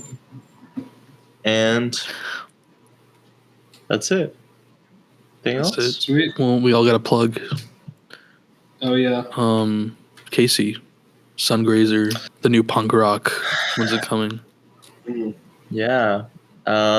We are doing a couple shows. Anybody in the country, Philadelphia?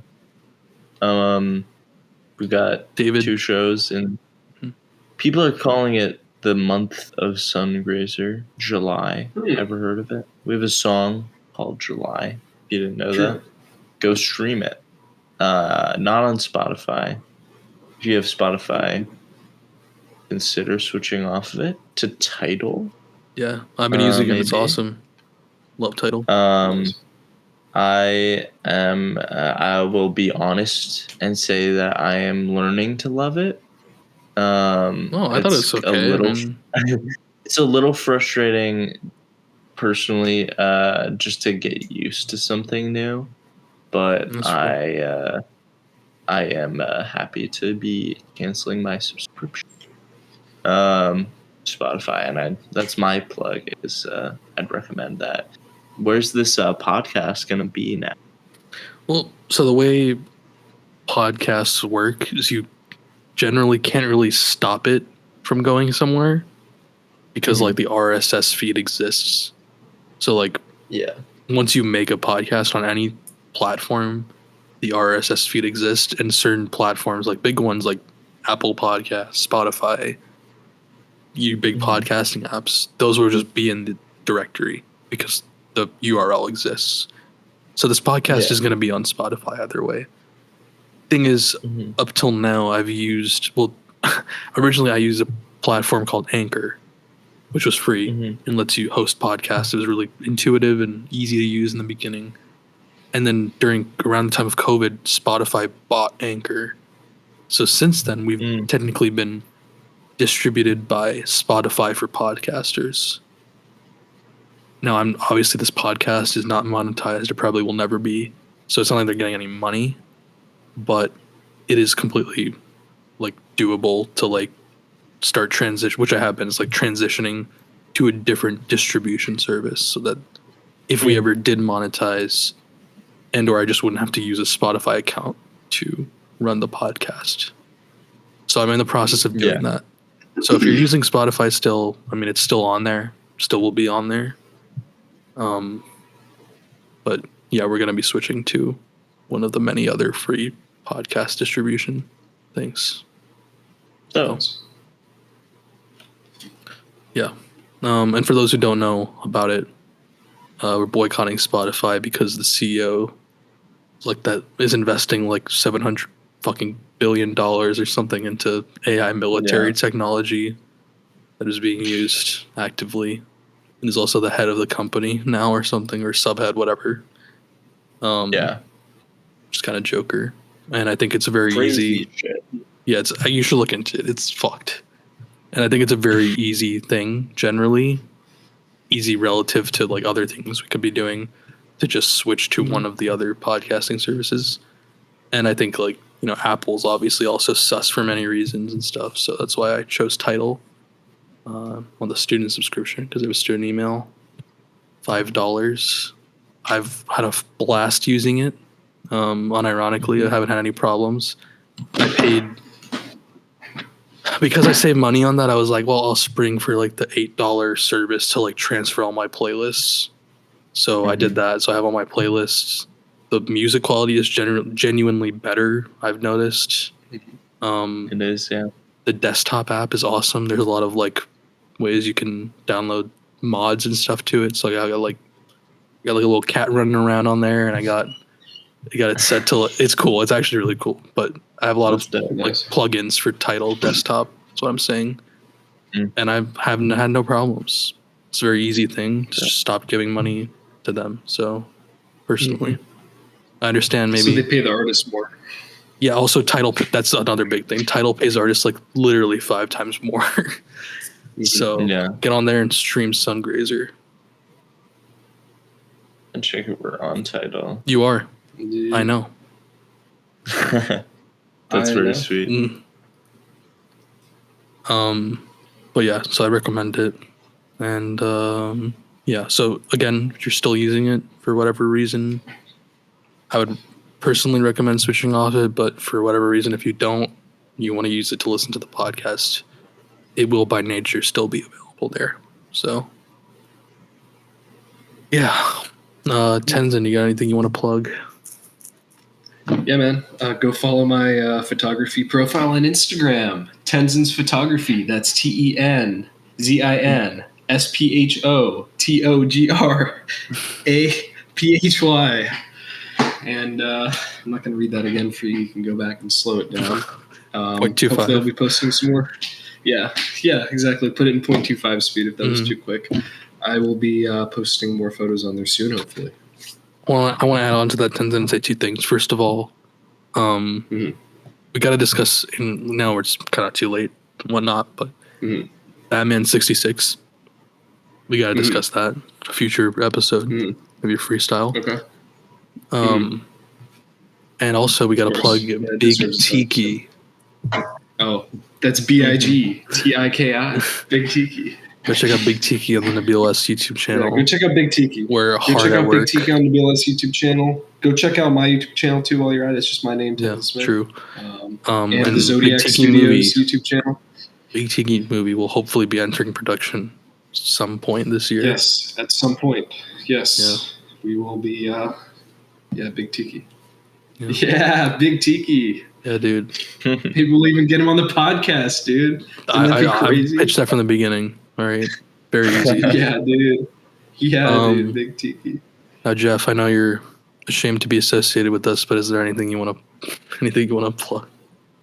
Yeah, subscribe to my feet finder. It's it's David Corn Sweat. Yeah. Okay. That's good. It's good. I just took a bunch of photos from Casey's favorite scene in the movie, and I made some fan art to go with it. It's really tasteful. Some of it, the less tasteful stuff, you got to pay the second pay band to get. So it's $5 for like the more tame stuff, and $72 a month if you want to see the really deranged bullshit I came up with. But yeah, it's David Cornsweat at feetfinder.com. That's good. Thank you. Thanks for keeping it real, Jeff, who shall not be named. Doesn't want anyone to find out about this. All right. They will not. They will not. They not like us. So mustard, Ketchup. I'm saying next video. Listen, we keep it going. Maybe Ghost Rider. Nice and simple. 2 films. Here we did plugs. Let's do Age of Cage plug. Next episode of Age of Cage is going to be the Ghost Rider series. All right. The duology. You like the Superman. Get ready for Ghost Rider. Which are, from what I hear, just as quality movies. First one's all right. Second one is debated. Some people. Manny really likes the second one. Manny Ray, big fan of Spirit of Vengeance. Idris Elba is in it as well. Nice. It's directed by like 2 random French guys who'd never directed anything before or after, I think. But apparently it's got some unique sort of very pulpy Ghost Rider things, allegedly. So we'll see how it goes. I have not seen either since I was probably under the age of 10. So I'm stoked, and you should be too. Yeah, and we'll plan for that. We'll watch them this week, hopefully. So yeah, a couple weeks from now, episode will be out. Yeah, you can take that to the bank. Put that in your pipe and smoke it. Is that your Dr. Evil? Sounded pretty good. It was me trying to do Dr. Evil, but then I was just trying to do a general British accent instead because I was like, I didn't want to fully commit to the Dr. Evil, but I should have. Put that in your pipe and smoke it. Stick that in your pipe and smoke it. Yeah. There you go.